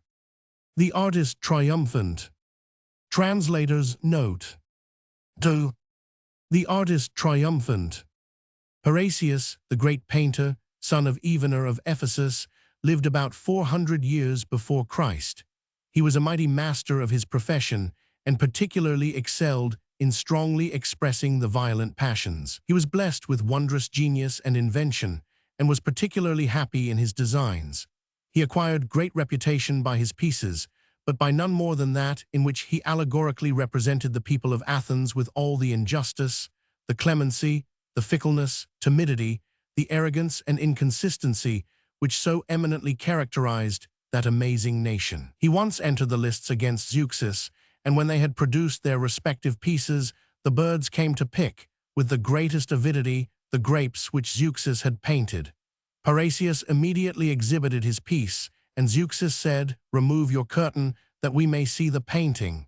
The curtain was the painting. Zeuxis acknowledged himself conquered by exclaiming, "Zeuxis has deceived birds, but Parrhasius has deceived Zeuxis himself." Parrhasius grew so vain of his art that he clothed himself in purple and wore a crown of gold, calling himself the king of painters. He was lavish in his own praises, but by his vanity too often exposed himself to the ridicule of his enemies. GF 1000, Chapter 1. In the green gardens of white Ephesus, we were two young learners or apprentices with the aged Bryaxis, the sculptor. He was sitting upon a seat made of stone as pallid as his face. He did not speak, but lightly struck the earth with the end of his staff. Out of respect for his great age and his greater glory, we stood patiently before him. Our backs leaned against two dark cypress trees. We did not talk, but eagerly listened for him to speak. Motionless, we studied him with homage of which he appeared to be conscious. We knew that he had survived all those whom we had longed to know. We loved him to reveal his spirit to us, for we were simply-hearted children, born too late to have heard the voices of heroes. We sought to trace the almost invisible bonds that united him to his striking, astonishing lifework. That brow had conceived, that hand had helped to model a frieze and 12 figures for the tomb of Mausolus, the king of Caria, whose tomb was a wonder of the world. The 5 colossi erected in front of the town of Rhodes, the bull of Pasiph that made women dream. Strange dreams, the formidable Apollo of bronze, and the Seleucus triumphant. The more I contemplated their author, the more it seemed to me that the gods must have fashioned with their own hands this sculptor, in order that he might be the means of revealing them to men. All at once a rush of feet, a whistle, and a cry of a gay heart. The young Ophelion bounded among us.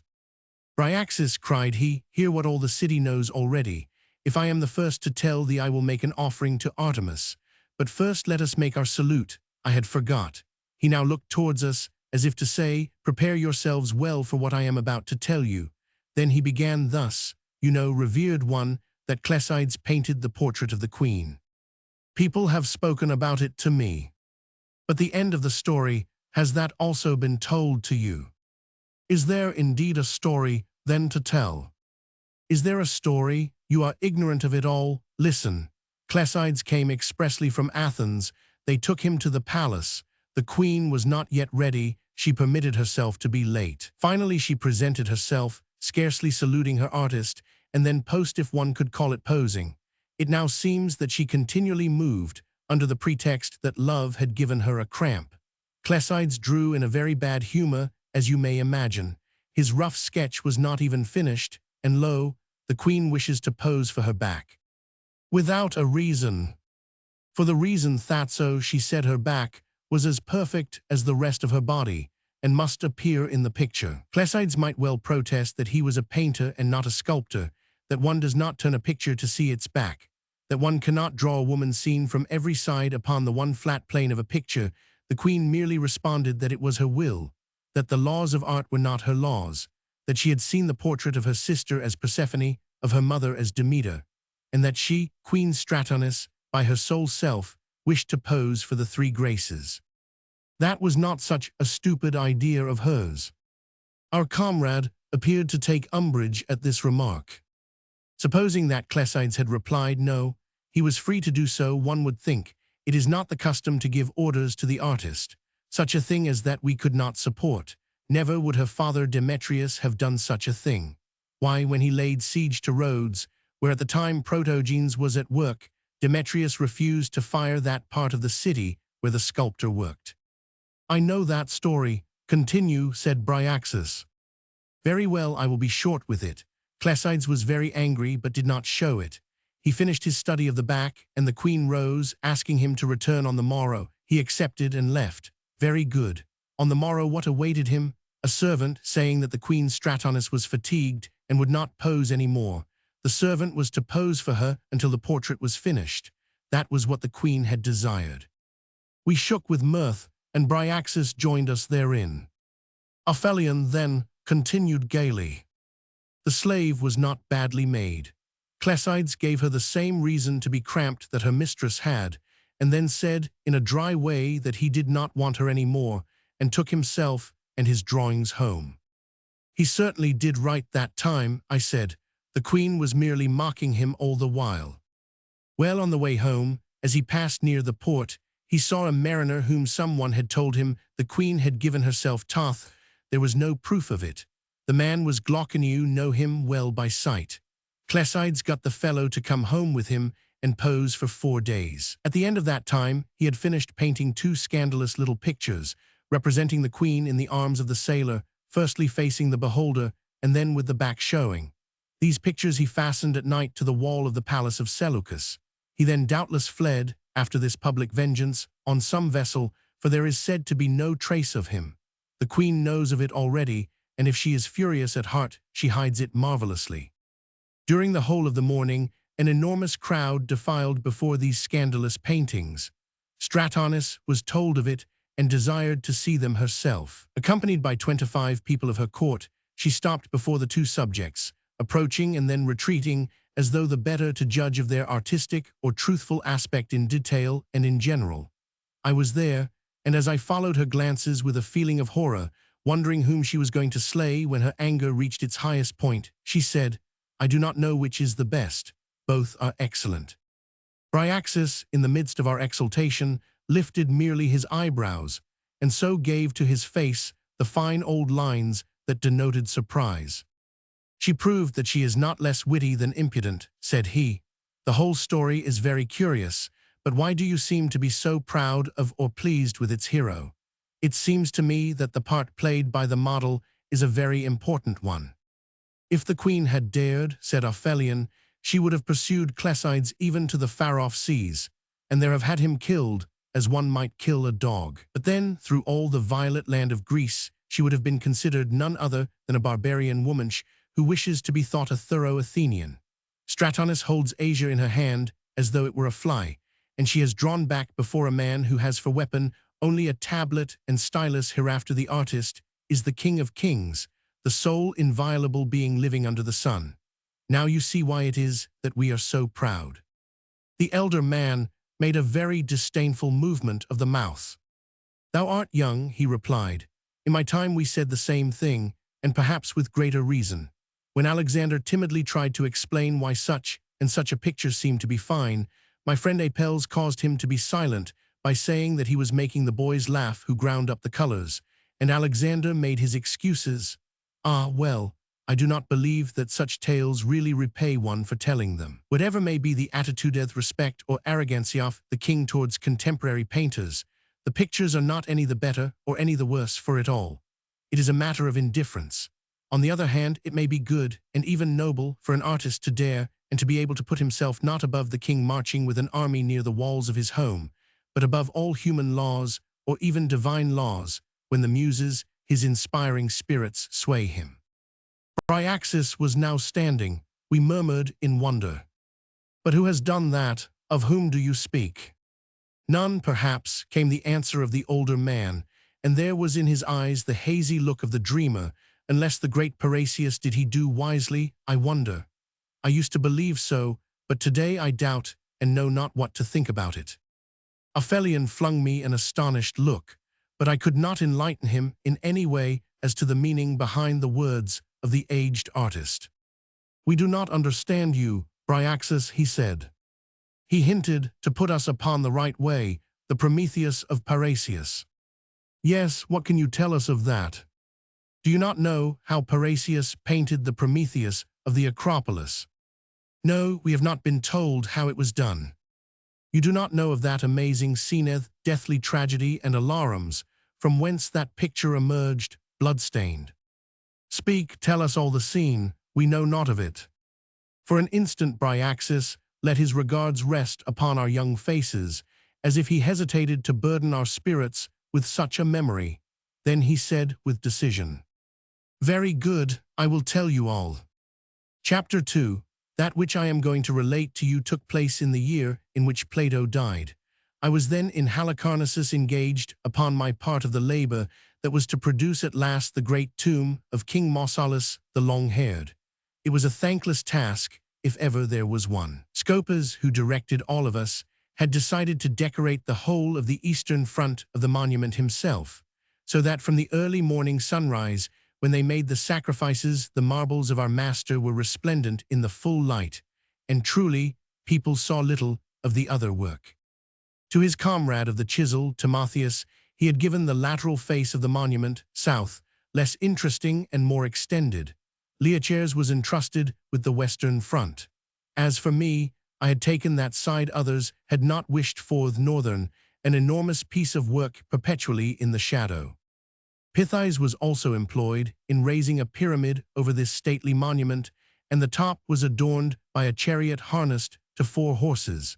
The expenses of this edifice were immense, and this gave an occasion to the philosopher Anaxagoras to exclaim when he saw it, how much money changed into stones.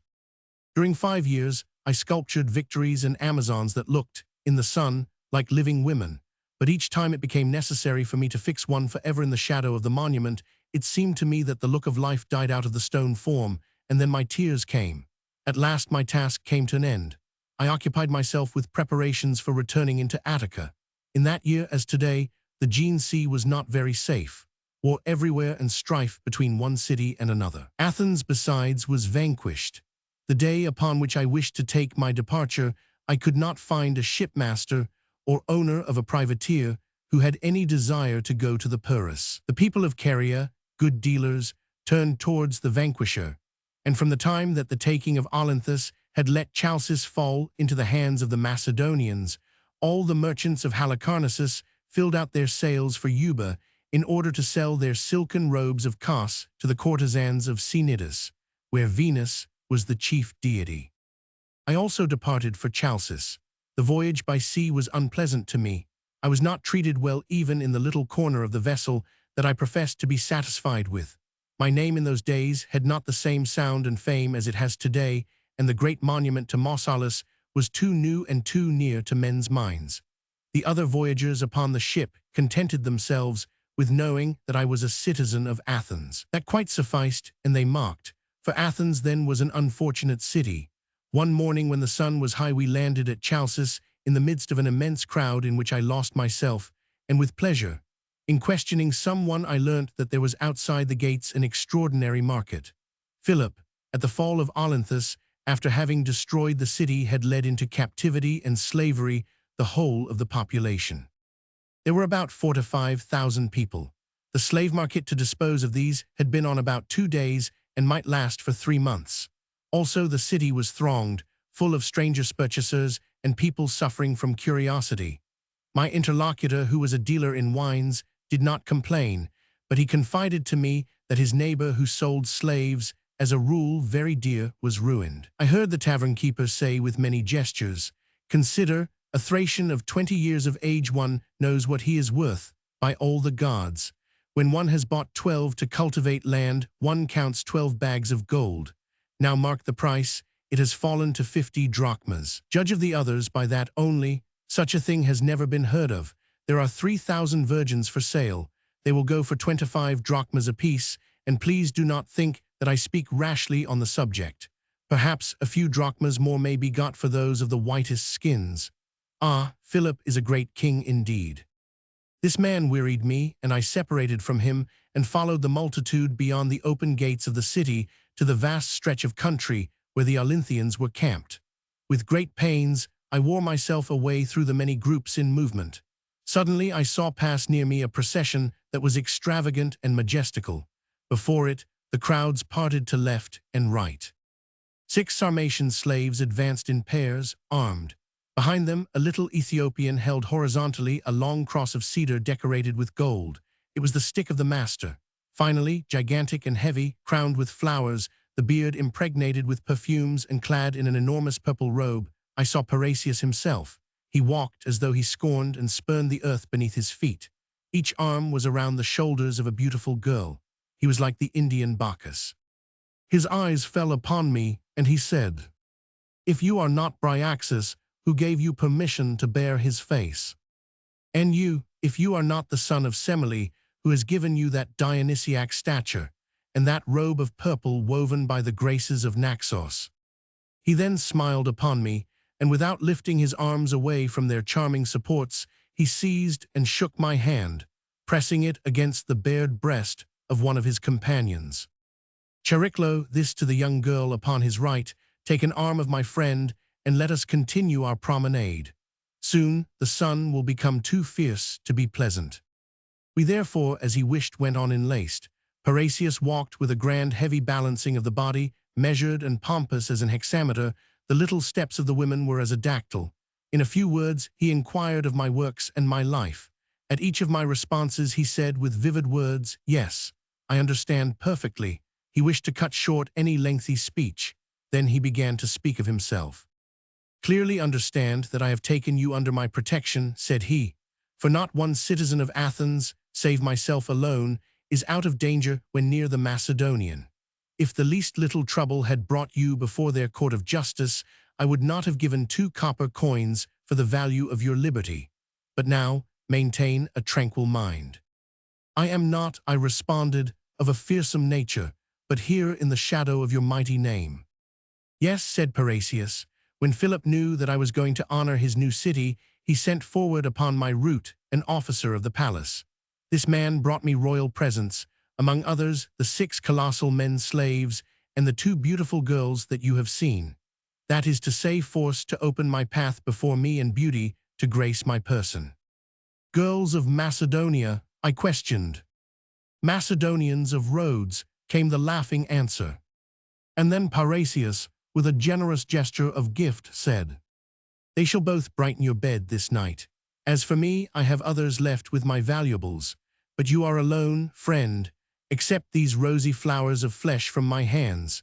Their bright youthful skins will be strikingly beautiful contrasted with a couch of somber purple." We approached the great market. He stopped and regarded me. "Indeed, you do not even ask me what it is that I come here to seek." "I would not dare." "Can you divine it?" "No, certainly not. I do not think you can want slaves, for Philip gives you his own, nor girls, since, as you say, I have come from Athens to Chalcis to find a model, my friend. Now you seem to be surprised." "A model for you? Are there not any then between the Academe and the Pyrrhus?" "Yes, about 500,000 for me," he said majestically, "all Athens, and yet I seek a model at the sale of the Arlithians. You shall hear why, and you will comprehend." Here he drew himself up proudly. "I shall make a Prometheus." In saying this, his face expressed the horror that the subject of Prometheus would have. There is a Prometheus of some sort or the other under every portico, as you know. Timagoras made and sold one. Apollodorus has attempted another. Zeuxis has believed that he has the power to, but why bring back to our memory so much piteous painting? The Prometheus has never yet been given to the world. "That I fully believe," I replied to the master. "They have represented peasants naked and attached to rocks made of wood. Their faces were distorted by a grimace of some sort, a mere face-etch. But Prometheus, the forger of fire and creator of the man and his struggle with the eagle god, no one has yet created that Bryaxis. Such a Prometheus, one of the greatest grandeur, I see as plainly before me, created by my brain, as I see your face. That is the type of Prometheus that I wish to nail to the walls of the Parthenon." Saying that, he quitted the support of his girl companion, took his wand of wood and gold, and traced great waves of outline in the air. "For 2 months I have worked upon my great scheme. I have found splendid rocks in the domain of Crates, at the promontory of Astypolis. All these studies were finished, the foundation of my picture ready, the line of the figure in its place. All at once, I find my way barred before me. I fail to find a head. If it was merely a question of a Hermes, an Apollo, or Pan, all the citizens of Athens would be proud to pose before me. But to take for model a man whose face is shining with genius, and to tie or bind him by the ankles, the hands, no, you can see that is not possible. One cannot dislocate his limbs like the limbs of a slave. We lack slaves who have the heads of freeborn Greeks. Ah, well, Philip brings us some like that, and I come to buy where Philip comes to sell." I shuddered. "An Arlinthian, one of the vanquished, but where do you intend to finish this picture?" "At Athens." "Upon the soil of Athens, your slave will be free." "He will be when I wish it, and not before." "But then, if you treat your captive so, have you no fear whatever of what the laws will say?" "The laws," questioned Parrhasius with a smile. "The laws are in the hollow of my hand, even as are the folds of this mantle that I now throw over my shoulder behind me." And with a magnificent movement, he seemed at the same time to enwrap himself with purple and with the sun. Chapter 3. The market for the sale of the Olynthians now stretched before us. As far as one could see, and forming in a straight line 6 large parallel ways, platforms of planks were erected upon trestles at a height of about a yard from the ground. The population of an entire city was there exposed before the population of another city, the one as merchandise, the other as purchaser. 25,000 men, women, and children, their hands bound behind the back, the ankles shackled with loose cords, waited, for the most part standing waited the unknown master who was yet to come, purchase, and lead them to them, unknown. Place on Grecian soil, 1 soldier guarded 40, servants in crowds circulated with the bread and water needed for the sustenance of such a host of slaves. A great and murmurous noise perpetually ascended to the sky. It was like the sound of a great feast. Parrhasius penetrated into the principal street of slaves, where were exposed for sale young men and young girls who appeared for one reason or another to be of the sort that would command a high price. To my great astonishment, I did not catch in their eyes any great expression of sadness. They seemed merely curious. Human sadness and misery, for youth that is, has its certain measure, and they saw their sorrows were about to pass or be moderated by the care of a master. From the time of the ruin of their homes, these beautiful beings had experienced to the full all that could give days and nights of despair. The young men, no doubt, had regained hope of their future escape. The young girls perhaps dreamed of a love that might partly release them. By bravado or by sheer ignorance of the fate in store, they all showed a certain good humor. The crowd pressed around them, examining and uncertain before making a purchase. Few could have decided quickly in the midst of such a vast choice. Often they handled the slaves. Hands tested the muscles of a leg, the delicacy of a skin, the firmness of a breast. Then the intending purchasers passed on hoping to find better bargains. Parrhasius halted an instant before a girl whose tall white form was a harmony of lines. "Behold," he said, "this is a beautiful child." A seller at once came forward and cried, "She is the most beautiful one offered for sale, my lord. See how straight she is and white. 16 years old yesterday." 18 years, rectified the young girl. "You lie, by Zeus, she is but 16 years, my lord. Do not credit her when she says otherwise. Look at her black locks lifted up by this comb. When she uncoils her hair, it falls to the knees. Look at her long white fingers, untouched by any labor. She is the daughter of a senator." "Speak not of my father," said the girl gravely. "She is beautiful as a water nymph, supple as a sword, and a virgina's at her birth." The man disrobed her with cynical hands, but Parrhasius struck the earth with his stick, and muttered, "Virgin, you say? I care not whether she be a virgin or not, but merely whether she be beautiful enough. Take away her shackles, that she may robe herself properly. I will purchase her. What is her name?" "Artemidora," said she. "Ah, good. Then know, Artemidora, that you are for the future in the suite of Parrhasius." She opened her great eyes wide, hesitated charmingly, and then said, "You are the Parrhasius who—" "Yes, I am Parrhasius," came the reply. Then, handing her to the care of his guard, he again walked on. Presently he deigned to explain to me. "Bound to the Caucasus, that young girl would look charming. Nevertheless, she will not be my Prometheus. She will serve me as model for certain little erotic pictures with which I ease my toils during hours of lesser pictures that are not, however, the least noble part of my life-work." We walked on. The crowd had greatly increased. The sun became more terrible in the midst of that vast plain, without a shadow, and in the midst of a great and mixed concourse of people. Artemidora was dressed in a white tunic, girdle, and veil. She often turned to look at us, and it seemed to me that when properly robed, she seemed to be another person. Her face acquired another expression, and she seemed anxious to glean from one of us which was to be the man she was fated to surrender to. Already we had been through half the principal street when Parrhasius stopped and said, "No, that for which I seek is not here.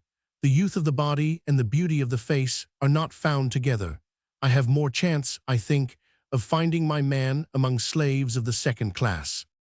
Scarcely had we gone 3 more paces when he extended his hand and cried out, "Behold him." I drew near and gazed with curiosity. The man whom he pointed to was about 50 years of age. Of a fine, tall figure and excellent proportions, he had a large face. The arch of the brows was powerful and muscular. The nose and ears were correctly modeled, hair gray, but beard brown and brindled. The strong muscles of the neck formed a sort of pedestal to his fine head and gave it a pose of authority. Parrhasius questioned him, "What do you call yourself?" "Louÿs." "I do not ask you for anything, my brave man, but the name that you received from your father. For a month past, I have called myself Louÿs. If I have ever borne another, older name, it does not please me to tell you." "Why not?" "It does not please me to tell you why, son of a dog." Parrhasius became maddened with anger. The seller of the slaves, alarmed, advanced with suppliant arms. "Do not listen to him, my lord.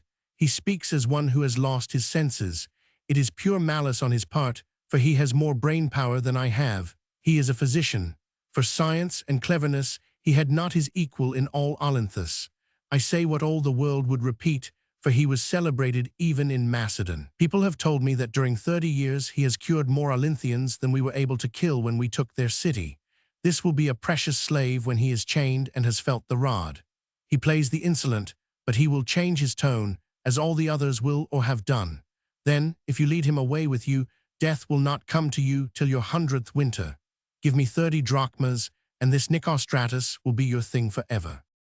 "Nicostratus," repeated Parrhasius to me, "as a poet I know one of that name. My indifference is total towards the science of medicine." Turning towards the seller, he ordered, "Remove his clothes." Nicostratus let this be done, powerless and yet disdainful.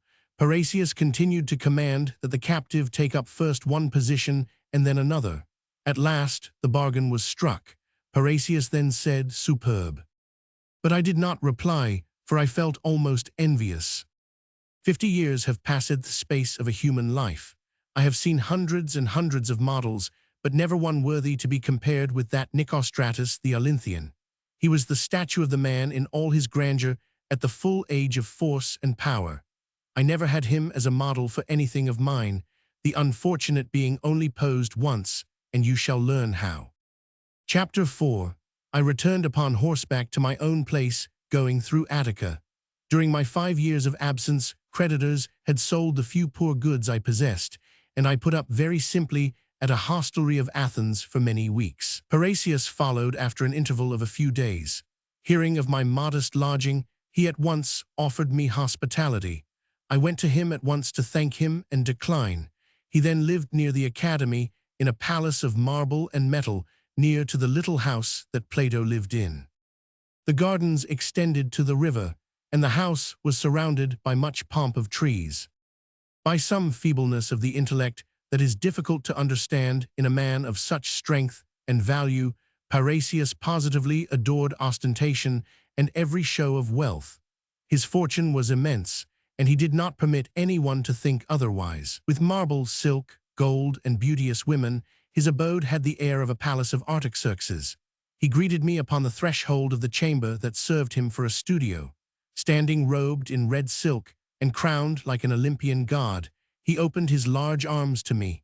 I then penetrated by his side into the famous salon that had been the matrix of so many masterpieces. "My Prometheus," he said in answer to my question, "no, I am yet meditating upon that. In a few days I shall see it all clearer. Come, look at this little thing. It is wonderful. I have never done a more beautiful thing." It was a picture of a sleeping nymph and 2 satyrs. I saw near the lovely Artemidora and 2 of the Sarmatians, and at once divined that they had posed for the picture. He ordered the pose to be again taken, and continued the painting before me. Chapter 5. I remained an entire month at Athens, occupied with my own personal affairs, and these did not allow me time to return to the house of the great painter. Athens was truly in mourning since the fall of the Olynthians. The slave market at Chalcis, the sale of a people, such a scandal and insult was the subject on all tongues and the dream of all those who were silent. One day it was known that in Athens a citizen held captive an Olynthian woman. The citizen was condemned and executed. Alarmed, I hastened to Parrhasius, and my entreaties gained me admission to him. Never shall I forget the regard, slow and grave, with which Parrhasius greeted me when I entered. He was standing, painting. Then, following his further glances, I saw, nude and bound to an actual rock, Nicostratus the Olynthian. "Cry out," shouted Parrhasius to him, and his awesome captive did, cursing, foaming, and raging. The face of Parrhasius did not alter one line. He said to a Sarmatian slave, upon his right, touch lightly without penetrating. Nicostratus saw the man advance, and soon his eyes swooned, and a sweat of agony came to his temples. Moans came to the lips, then a sob like that of a child.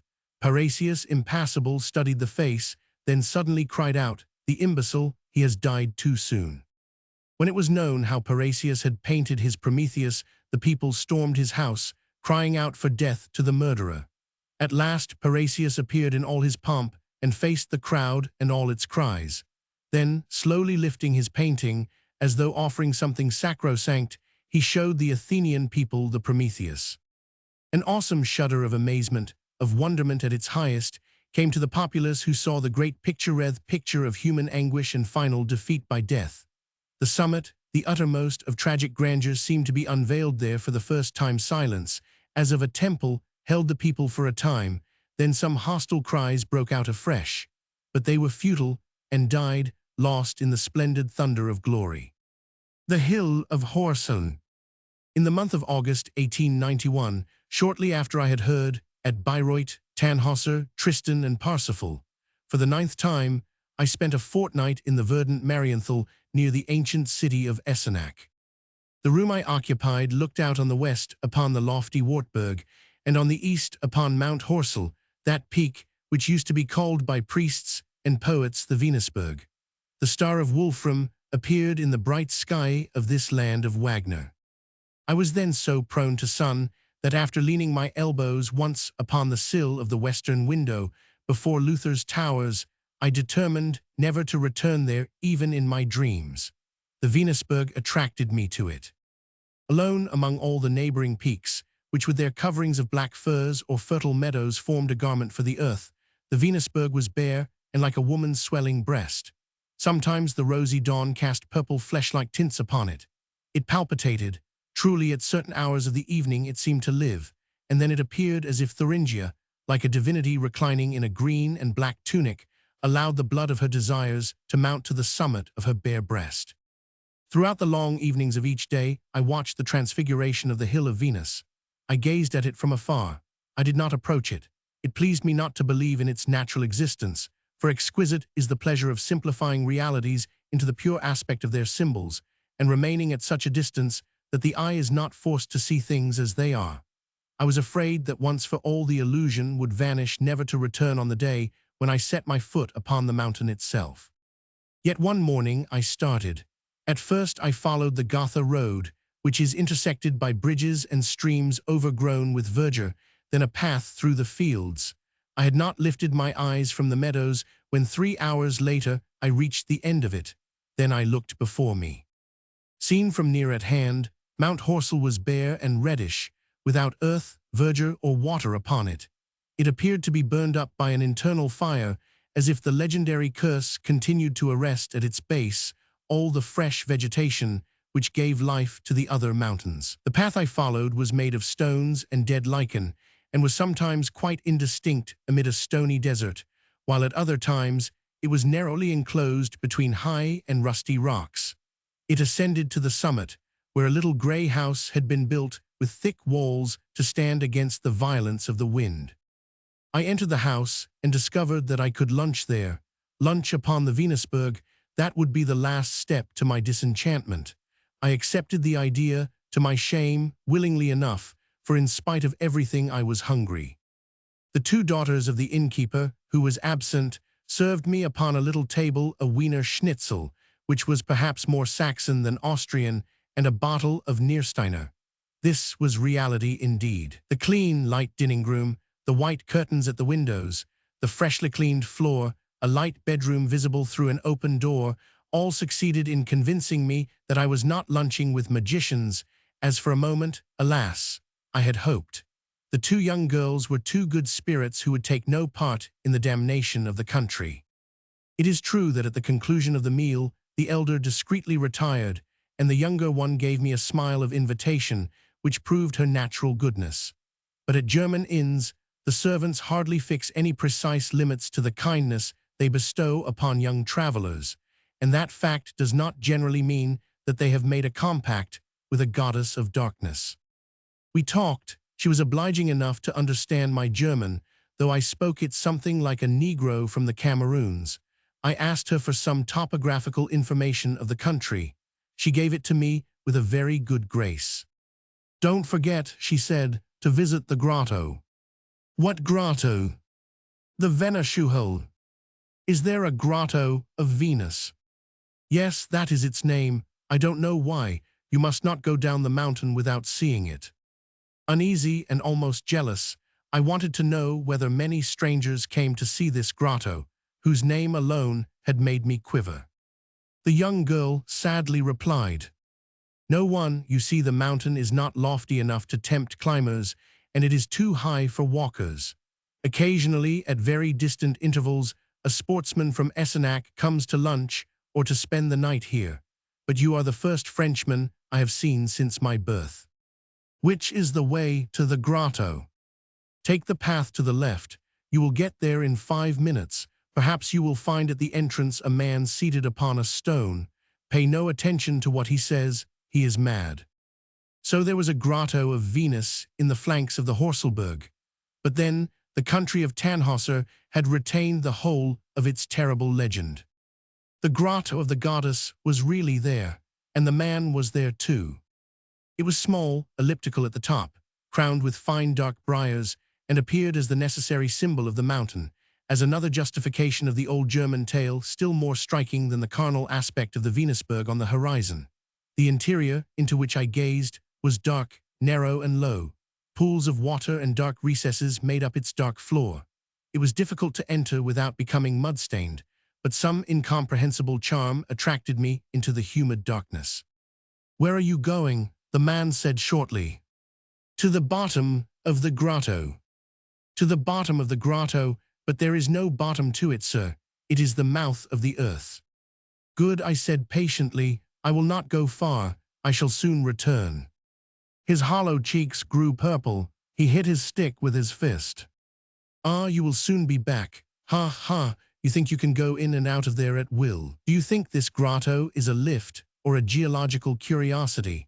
Are you a Cook's tourist, or do you come from a natural history museum? Have you come to write your name upon the rock, or to gather stones for your collection? You think you are about to discover here subterranean lakes, blind fish, architectural stalactites, and rocky arches covered with crystals. You are going to study the geology of the Venushuhol. Ha ha, that is admirable. Are you too a madman like the others? You also do not understand. You then are not aware that Venus is there in the flesh with millions of her nymphs around her, and they are more living than you are, since they are immortal." "Sir," I said, "I believe what you tell me, but you very much misjudge me if you think that the presence of Venus will prevent me from entering here." "Hell," he cried. "I should not be displeased to earn it as the price of her favors." The madman made a gesture which evidently meant, "You do not understand me at all." Then he put his hands to his forehead and began to speak. "Horselberg, or rather Holenberg, the mountain of hell. They come to thee without being warned of thy eternal horrors, thou who waitest for the pure, punishest the chaste, and will consume in eternity the wicked misers of the flesh. They will have lived their lonely lives as rebels to the great law divine, and they will not know thy atrocious burning till the day when, by the power of the sword, the harbinger of souls will plunge them into the abyss. They have eyes and they see not, ears have they and they hear not, they have mouths and they do not, my God, they are mad, mad, mad." Suddenly turning to me, he shouted, "How can you think that the Venusberg can become a place of damnation when it is hell itself?" I made a movement. "Alas," he groaned, Alas, my God, his hands fell from his eyes to his beard, alas. Shall I be the only living person to know the truth, the truth, the truth? Will it be all in vain that the patriarchs have placed Venus as the terrible antithesis of God, and will no one understand that she is Satan? Is it all in vain that ancient tradition has painted the satyrs with horns, black tail, goat's legs, and cloven hoofs? Will no one realize that they are demons? With regard to the flames of hell, will no one in the world understand that they are thousands of naked women dancing? He struck the earth there beneath our feet. He shuddered. Ever since man has thought, written, and learned, he has said, repeated, and cried out that there is no worse torture than love. How is it he has not foreseen that in the world of eternal torture that punishment alone will be inflicted upon him? What other could he imagine more terrible than it? He then assumed a position as if he were gazing into the distance and waved his hand. Yes, he said, it is there on the day when we shall be nothing but rotting corpses and souls maddened by terror.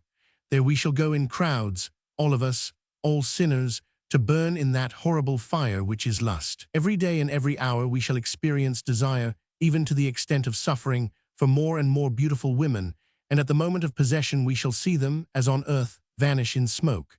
But that which is here a spasm, a fear, a cry, a sob, which suffices to prepare the curse of a human life will be there a perpetual tremor, uninterrupted anguish, and the punishment of years, of centuries, and of centuries. Ah, God, such is the destiny which awaits me. His eyes became fixed upon a stone on the ground. Nodding his head, he went on in a strangely changed voice. I have lived an evil life, sir. This is the reason.